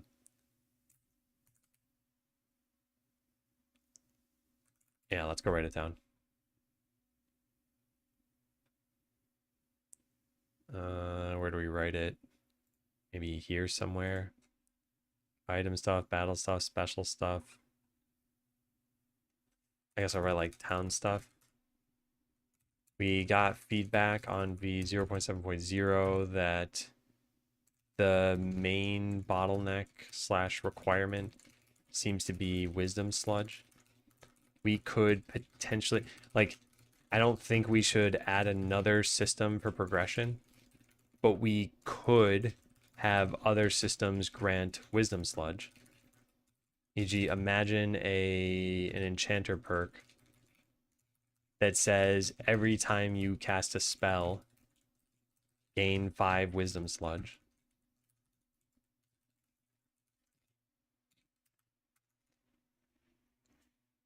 There's a niche on Steam. Yeah. Ever growing niche. All right. Let's see the next thing that these people wrote. So I wrote this down. I think this is fine. In fact, anything that's already got a checkbox, I don't think we should write anything for. So these are the things we might need to do something about. So next up, maybe at the very late game, you can start turning your gold into sludge in some really inefficient way, like 100 gold for a sludge. Let's copy paste that. The feedback actually suggested that we could add a gold to sludge conversion at an inefficient rate. Yeah, some way of speeding up the system. I think that's cool. I think I do like the idea, like the thing, it's called wisdom sludge, kind of as a joke that like they're cooking garbage for you, but also it looks like a brain, and it's what you use to level up. So it would make sense that when you're casting spells, you're getting some sort of like wisdom component. So yeah, we could have a perk here that just says every spell you cast, you get plus 50 wisdom sludge or something, because we know what the rate is that you get this at. As presenting in a Steam notification popped up, I quickly killed Steam. My client noticed and commented that he always turns it off too.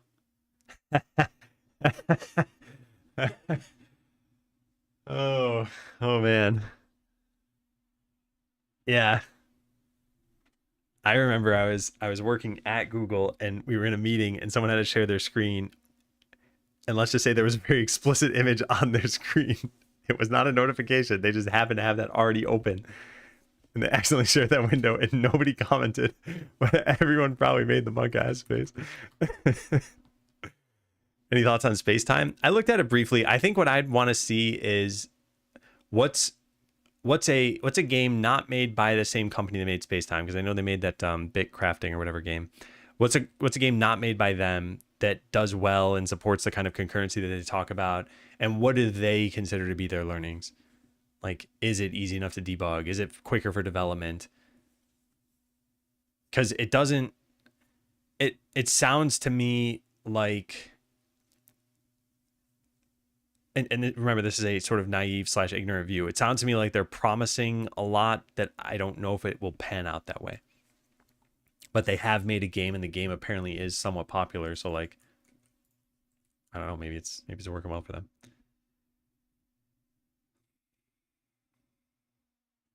Wait, really, LSRP? Sounds like trolling them. There's no convenience upgrade for farming yet. Once you've scaled to the max, you still have to click every crop every time or wait for workers. Having something to either harvest end crops with a click or a chance to harvest a neighbor, that would be great. Yes, we should probably do this. In fact, we should possibly even do this today. I love that idea, though. Also, I love feedback like this where they not only propose a problem, but they not only introduce a problem, but they also suggest something that they're thinking to solve it. Because sometimes people mention something and it's not even obvious it's a problem. Like someone will say something like, I don't know, like imagine this, like a fact, perks cost money. It's like, what do you mean by that? Is it a problem? Is it not what you'd expect? Add a farming perk that says that lets you harvest X adjacent crops or nearby crops when manually harvesting one. It shouldn't be a % chance because of how minor this is. And maybe the max level harvests 10 at a time. I don't know. We'll figure that out. All right. But yeah, that's a good suggestion. Had all my workers stuck standing in a shop multiple times, so I had to handle all items not related to that shop myself.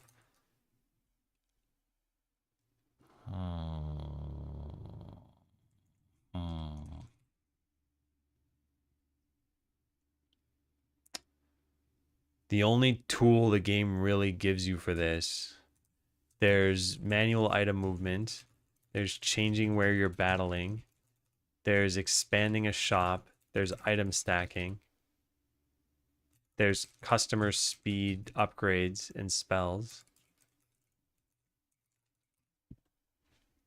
Is there anything else? Like none of these are direct. Well, this one's kind of direct. This is the only direct one. Everything else is kind of indirect.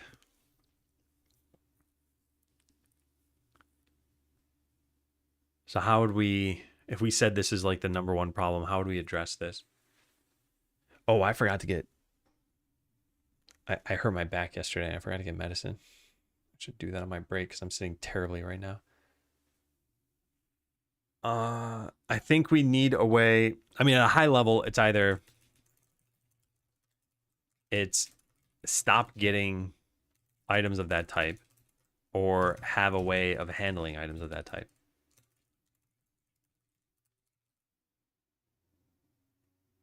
Yeah. Makes me wonder, like what if there was a spell that said sell every item in a shop?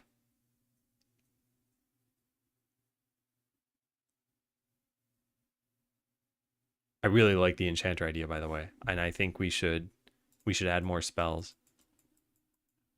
And I think we could do some interesting stuff here. I like what we have. And I especially like this. This is like the greatest idea that pulls everything together, where when you click one book, it has a chance of opening another book as well. Now I have 2 spells cast. And if we added another couple of these, that could potentially help. With that said, we're giving high level controls right now for customer throughput, worker throughput, item throughput. We're not doing it granularly enough to say where if you had like 500 potions here, that you have a way of getting rid of potions. You know, one thing that could potentially work is you cast a spell on a shop that lets you stack items even higher in just that shop. That'd be very interesting, actually. You could cast a spell on a shop that would temporarily raise the item stack size for just that shop. So you could have like 10 potions in one slot. But I don't think that's fun gameplay. It's basically saying as soon as you hit a problem where you have too many items here, like click a button and solve it.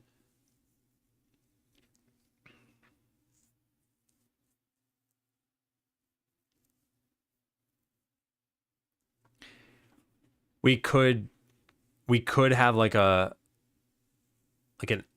billboard or something. Like you click a button and it pops up a little advertisement saying like buy potions, and then all the customers in the town come and buy potions. It could be kind of interesting. Could be an advertisement, like a diegetic advertisement that makes all customers go to that shop.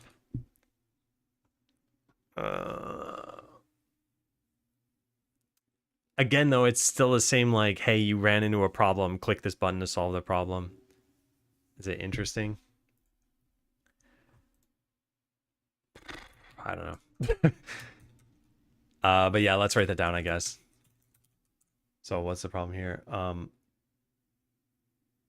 One player had a bunch of workers get like clogged in a shop waiting for item displays to open. Could have advertisements to steer customers toward that shop. All right, wish there were indicators when you had enough sludge to level up a hero. Currently, I think the only thing you need an indicator for is if you have a skill point and a skill that can take said point. Yeah, I'll copy this down too.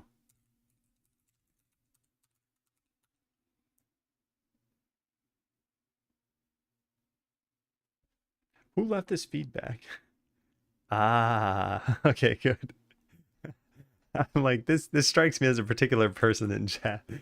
And it is.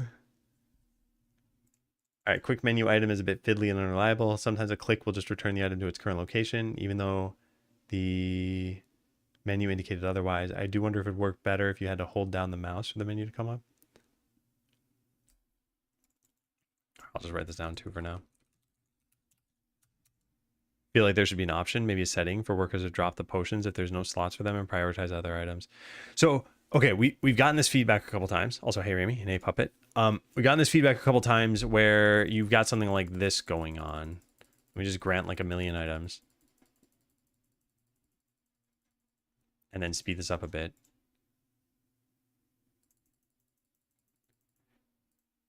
Okay, so this situation, right? I'm going to take a picture. Your workers are waiting with a bunch of potions. If they were to drop them, then the items would disappear. So like they'd have to walk somewhere else. And in walking somewhere else, these item displays might free up in that time.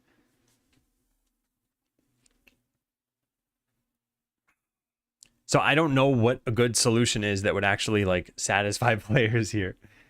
There are other things we could potentially add. If there was some like infinite storage over here and all your potions came into the shop and then they just got distributed automatically. But to be honest, I'm not really sure I want to do something about this. But I guess players want to do something about this. The other thing I was thinking, by the way, it doesn't matter. Yeah, so like what would we do in this case? And yeah, I don't have any ideas.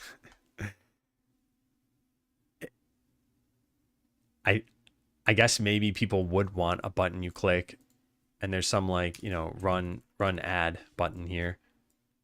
And what happens is, you know, a billboard pops up and it's like, hey, come buy our potions. And then all the customers flock here. And you feel like, okay, at least I cleared that out. Maybe you unlock an ability that says for customers to prefer a certain shop, but you'd always want them to prefer shops that have stuff in them. In fact, you probably always want them to buy the most valuable thing. Maybe we just need to allow you to get more customers at some point.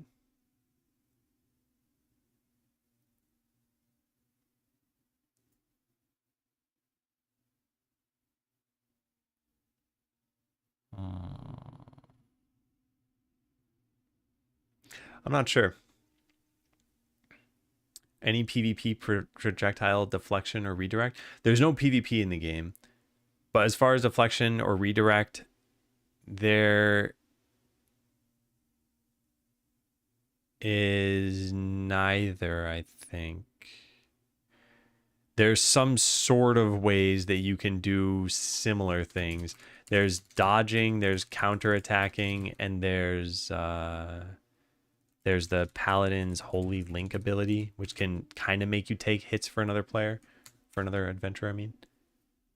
Shop storage could be another perk, I guess, but it does feel countering the general store. Oh yeah, I don't think it's a good idea. I'm just thinking of ways that you could solve this problem, and it would solve that problem, but it would create another one. If the shop is full and the warehouse isn't, bring it to the warehouse. So the problem with any of that stuff is it takes time for them to move there, and in that time, all of these things might get purchased. At which point they'll like imagine that they start walking in this direction and 5 seconds pass and then this frees up and they start walking back here and then it gets filled and then they have to walk back to the warehouse and they just feels like they're stuck on a loop.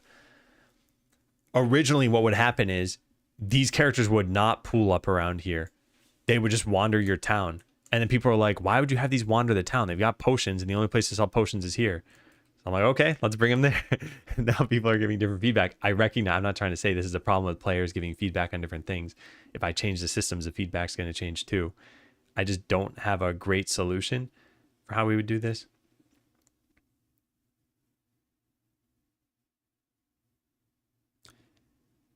I guess maybe if they've been standing here for too long,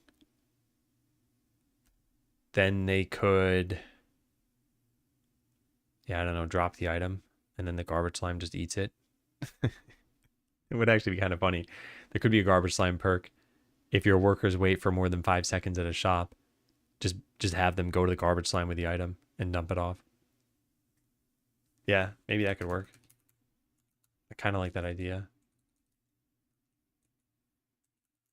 Could have a perk for the garbage slime that says when workers wait at a shop for like greater than X seconds, bring the item to the slime instead. What if workers would be part of a hive mind and knew how many items are being carried at any given moment? So they could be, but you can still move items. So in this case, for example, like they're waiting around here when they shouldn't be. But what happens if they're about to head over and then I drag 5 items in and then I drag 5 items out and then I put them back in or something like that?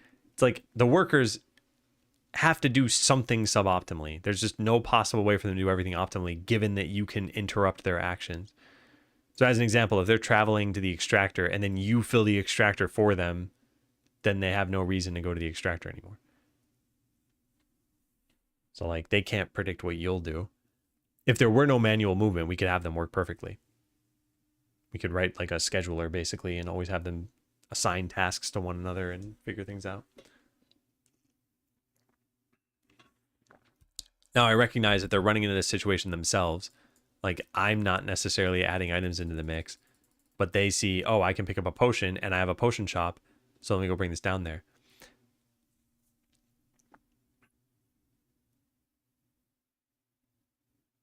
Yeah.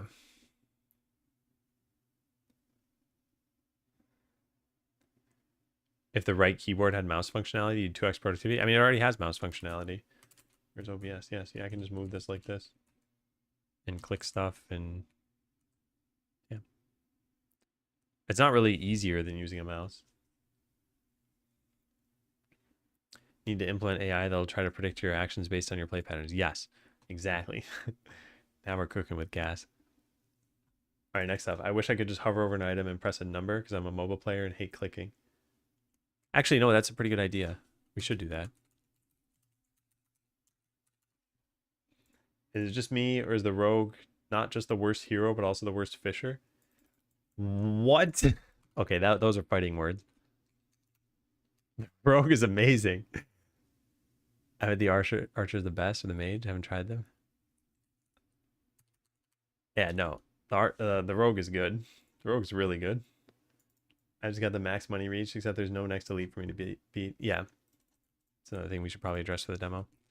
This is all great feedback. Thank you, person whom I have not named. Still a bit confused with the loot magnet enchantment. It has to be active at the time that I beat the battle, since that's when the loot drops, which makes it very random to actually work on autocast, but that's fine with me. Autocast shouldn't guarantee perfect operation. Speaking of autocast, what perk is kind of opposite to having more mana reserve, since there's nothing that affects mana regen? I'm a little confused by this feedback. I might need to follow up with them about this. Because it sounds like they do understand loot magnet. And I'm not sure if there's actually a problem there. But also, there is a perk that affects mana regen. And I think it should be clear. Yeah, this is called more mana. It says your mana crystal stores more mana and recharges faster.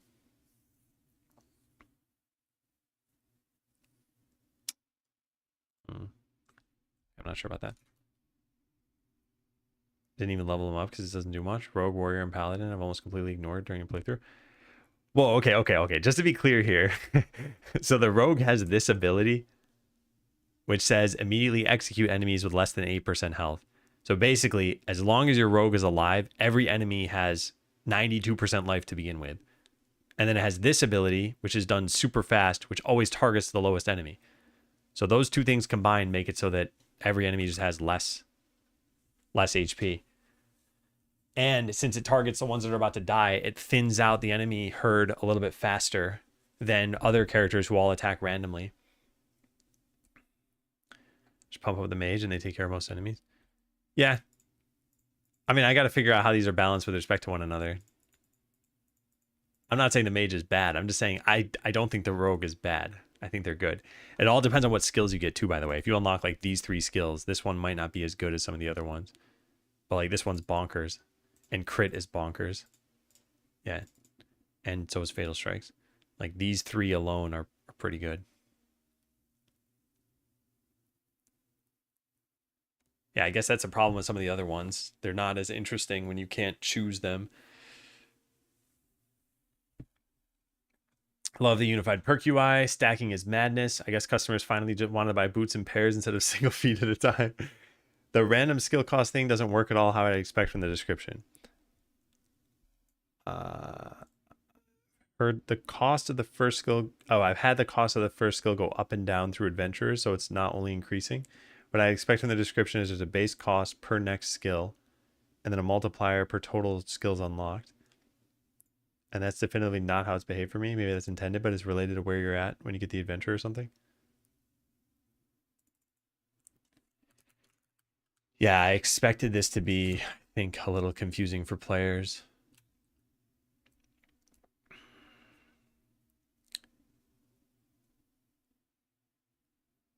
We need the cost of skills to increase.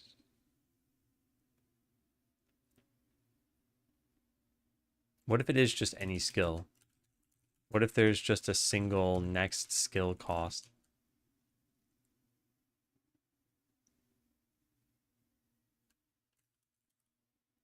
That would mean that you wouldn't want to invest as much in new adventurers, probably, since your old ones would already have a bunch of points. And we could just make sure that the number is increasing. I'm not sure what I would want to do about this. Yeah, I'll need to think about this. I'll write the follow-up with the feedback about mana regen and loot magnet.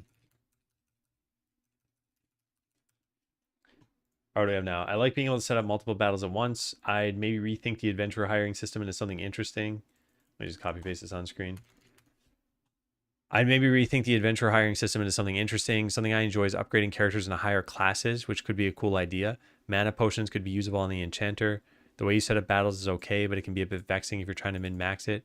Perhaps if you could have loadouts, you could save and change, say, party 1, party 2, party 3. Swap them in and out more easily and decide where they should fight.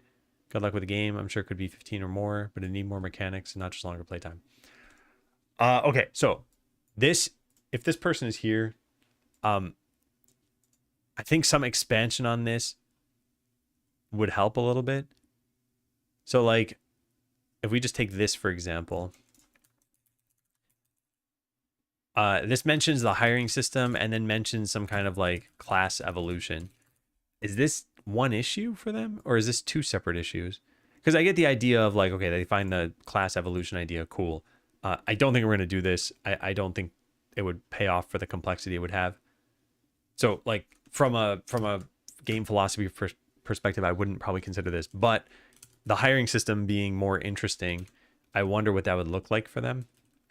Because right now the way it works is the start of the game, you are only ever offered mage or rogue. Then the next phase, you're offered the archer or the witch doctor. And then after that, I want it to be like every other adventurer is available.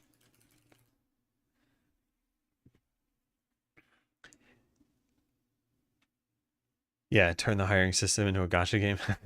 we could have it be random. Like, which class do you get? I like that you'd choose, though. And I think players like the choice as well.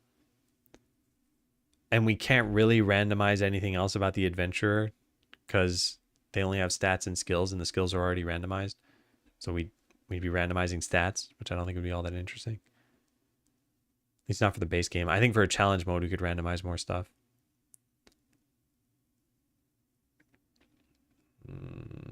What else could we even do? I guess we could allow you to get the same adventurer multiple times. But yeah, for the base gaming, I don't think that's probably worthwhile. Yeah, so anyway, I don't know what to exactly do with this feedback right now. Next up is mana potions could be usable on the enchanter. This is something I think this sounds good, but I think this is pretty much just the perk that we have for increasing mana regen. Because this is a way of getting mana faster. There is a way of getting mana faster in the game. It might not be fast enough according to that player, but this allows you to cast a spell every 40 seconds when you get this. And spells last for 30 seconds. So it's very little spell downtime once you get that. The way you set up battles is okay, but it can be vexing to min-max it. So this is another thing I kind of wonder, like, do people know about the edit party button? It's like you start a battle, you win the battle. Then if you want to change where these things are, you could just click change location and put them somewhere else. That had never happened before. Oh, that now takes up 2. Interesting. Okay, we got to write that down.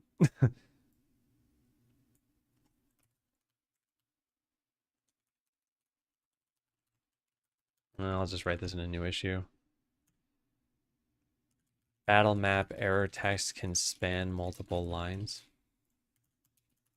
In this case, it made the map shrink because the error text required 2 lines.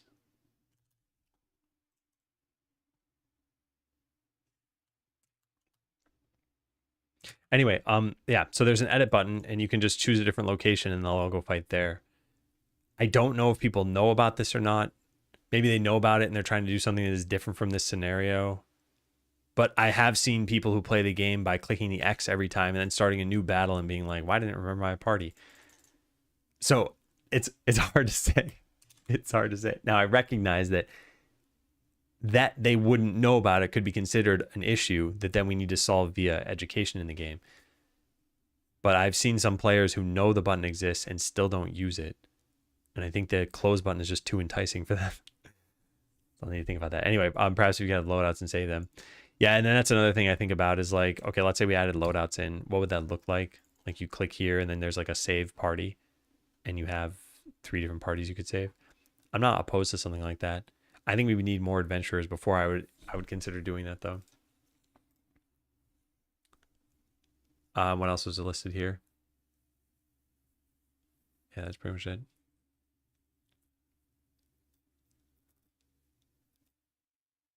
All right, I'm gonna move on from here. Skeletons should not be waiting to put the potion while holding it. Yeah, this is where I would have loved to hear what they want to have happen for this.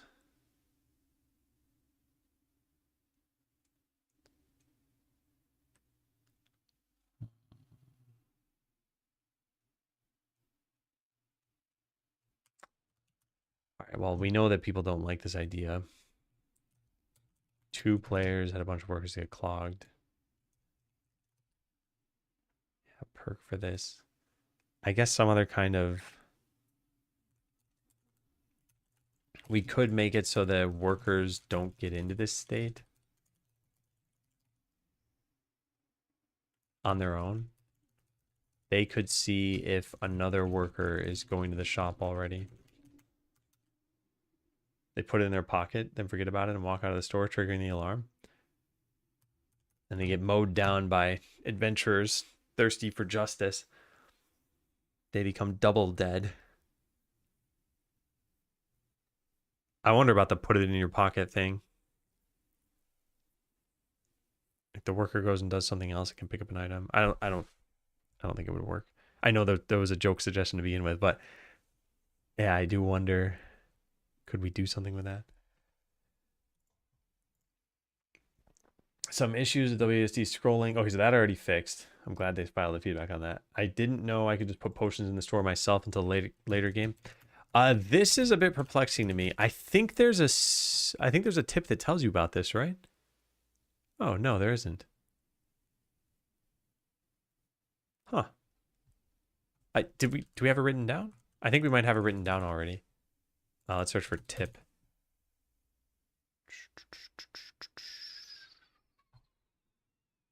Seriously? It's not even written down?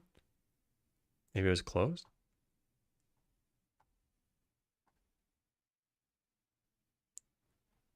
Huh.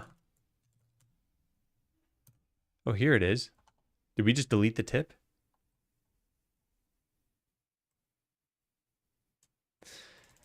Oh, wow. Yeah.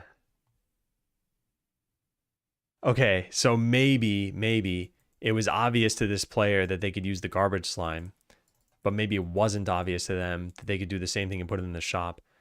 Even that, I'm not totally sure is a problem because they will eventually unlock the quick move menu. But we should probably teach them. My experience, no one ever reads anything. Yeah.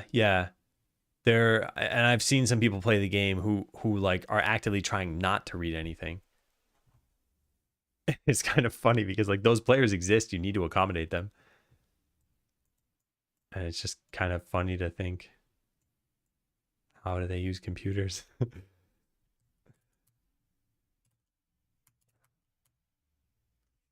Because they don't read anything.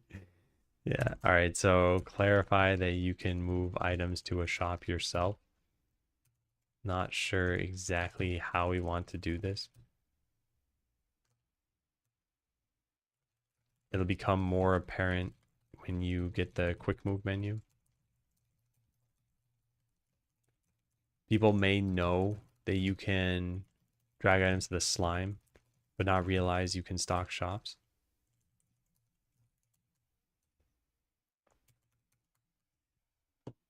Can you tell Ramy that message was funny? Sorry, I'm not a middleman for this sort of thing.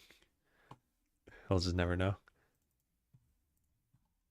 Maybe trigger scrolling on the edges earlier because I have multiple displays and scrolling on the edges doesn't work well. I wonder if we just start the game in full screen. Start the game in full screen. People don't seem to change that with this. Like, if I played any game and something happened at the edge of the screen and I realized I was moving between the edges, I think my first thought would be, how important is it to me to have this be in windowed mode? Or maybe have it contain the mouse cursor. I think we already have something. And then this other person wants to minimize the battle window. Okay, great. All right, so we got to file all this feedback. Hey, Atomic Man. How's everything going? It's going pretty well. Sorry, I wasn't looking at YouTube chat while I was reading the feedback. So, I didn't see this for the last 15 minutes, but I hope you're still there. Hi.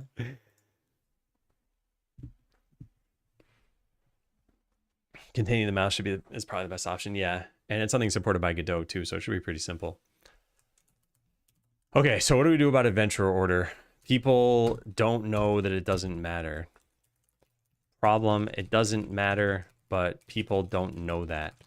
So how do you tell them that it doesn't matter? Like, this is such a weird meta problem in a game, right?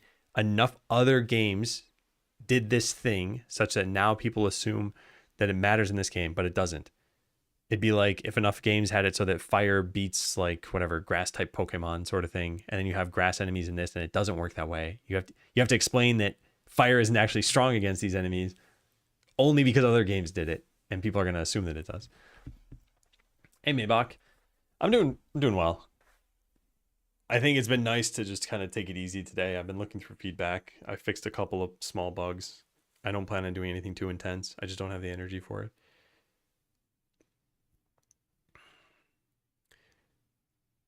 You know what I think this could be a problem of? If the game does a good job at explaining what it has in the game, then you'd probably assume that if it didn't talk about something, that it must not be important. So maybe it's that people don't have trust that the game is going to teach you everything correctly. So then they start filling in the blanks themselves.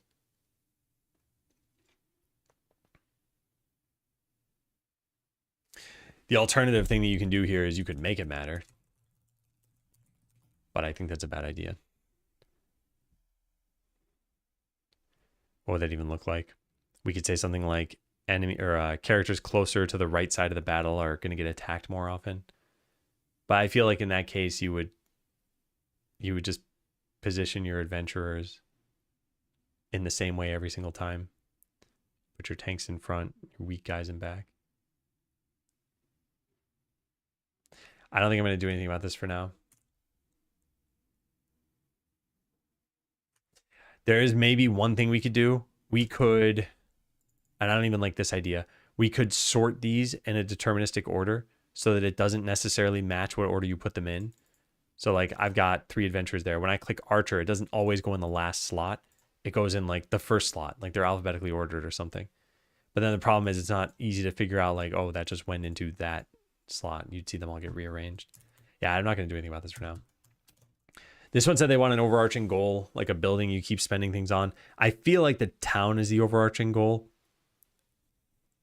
And this is where it would be nice to know a little bit more behind this. Like, did they not see the town as that? And the battle map is kind of the overarching goal. Or maybe they just wanted a story intro, which we do plan on adding.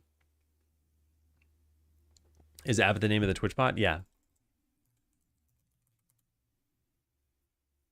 Yeah. Yeah, I test my words per minute with a new keyboard.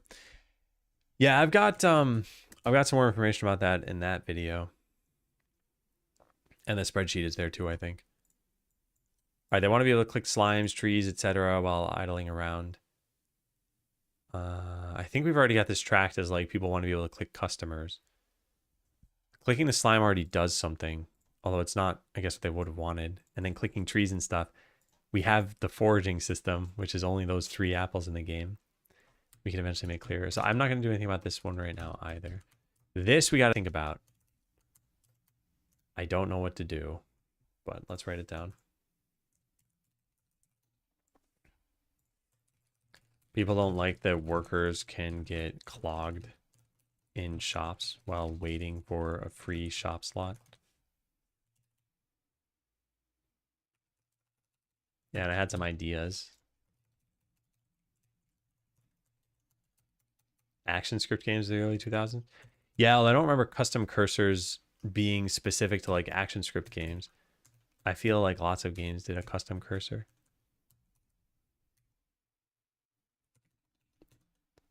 Diegetic advertisements.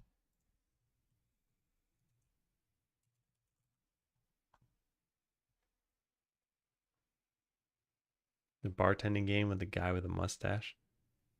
I don't remember that game.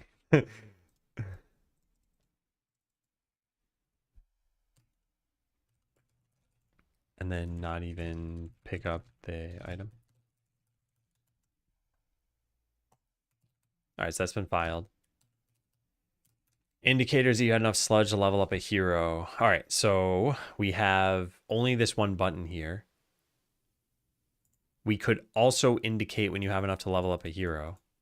And then the tooltip could just change. I think that's pretty reasonable.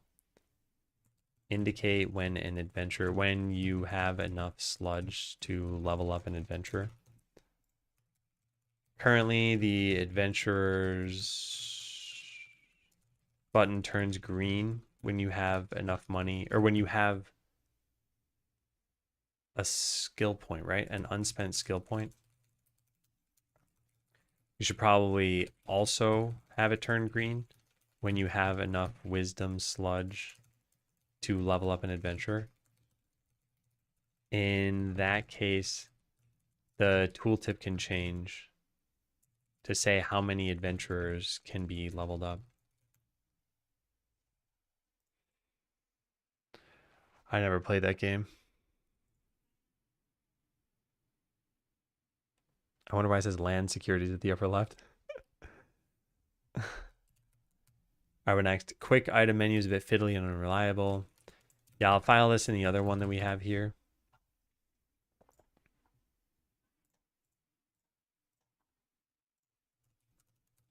Other feedback.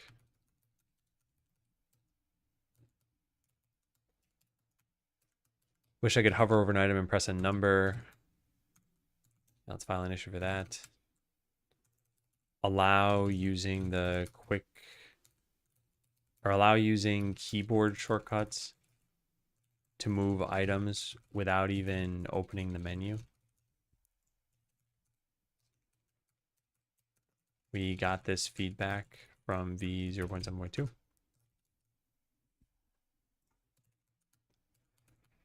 Okay, just got this. This is something we should probably prioritize. I think we have this written down somewhere. Max money. Wait, seriously? Does it imbalance the game?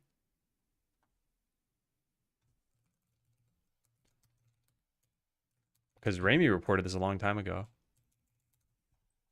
I don't know where we have this written down, but yeah, we should probably change this.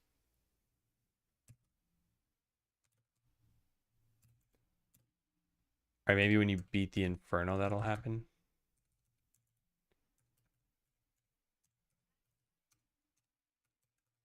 Maybe beating the Inferno will have that happen. Maybe that's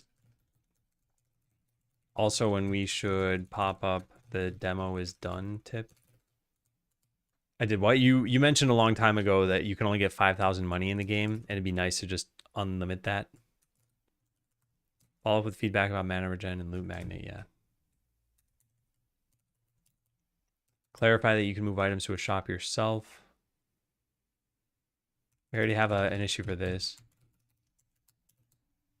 So we'll have to think about this.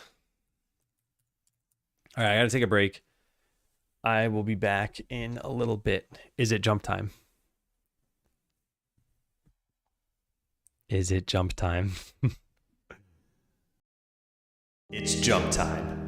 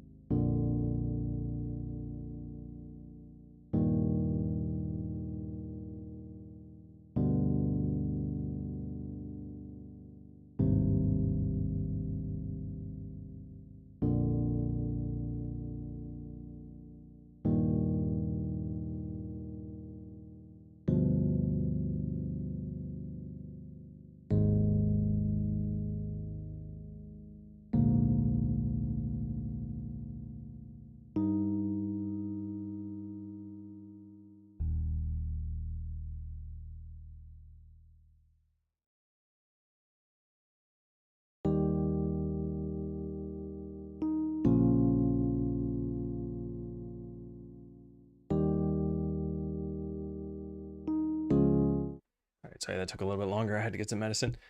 Close the game.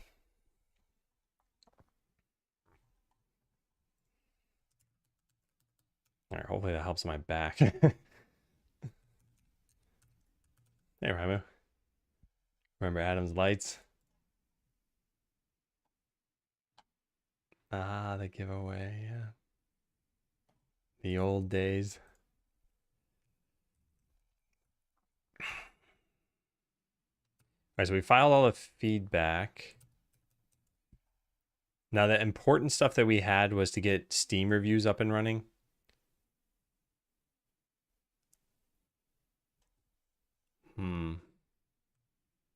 Is now a good time for that, I wonder?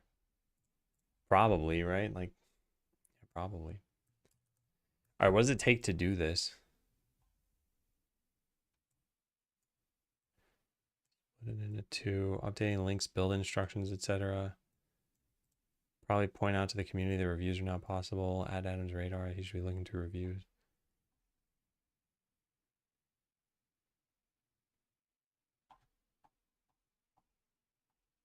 I I don't know about this. I don't know if I have the energy is all I'm getting at here. In fact, I'll probably not stream this afternoon. So I think we should just try to find some kind of like easy stuff I can tackle, if anything. Just streamed for the morning. Wanted a chill day. What do we even do? Went through feedback, fixed some minor bugs. Have I fixed anything worth pushing? Have I done? Fix extractor. That's not super important. That's not super important. It's not super important. That is not even something players can see, and that's it. Yeah, so nothing too crazy right now.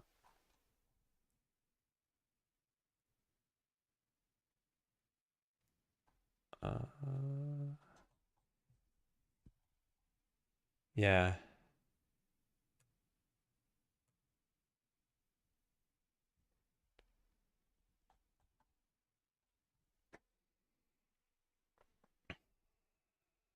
I think today's an off day for sure. Like I identified that even yesterday that today would probably be an off day. I'm not really super concerned about that, and I think things will probably return to normal on Monday. I do need to figure out where we're going to put the majority of the effort in between now and the 23rd. The 23rd, I'll be on the Twitch front page. I think just having the gameplay on screen at pretty much all times is probably going to be a good idea. Like I have Skeleseller taking up, maybe I even like dedicate some portion of OBS to that. But like imagine something like this, and that way people could just see the game playing out, because they might not even want to tune in if they just see code the whole time. So imagine I have something like this and I'm coding in like a tiny portion of the screen. Maybe I make some special like window layout thing that does this for me. Something like that. If that could work.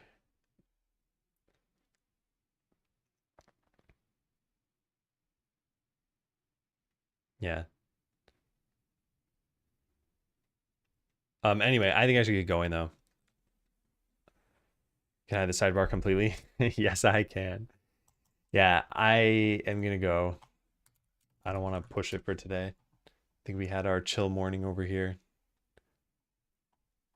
I'm gonna leave you with Alt F4 stream, whom I rarely get to watch, but it's actually two people. But it's always Black Glasses streaming. Anyway, he's a cool guy.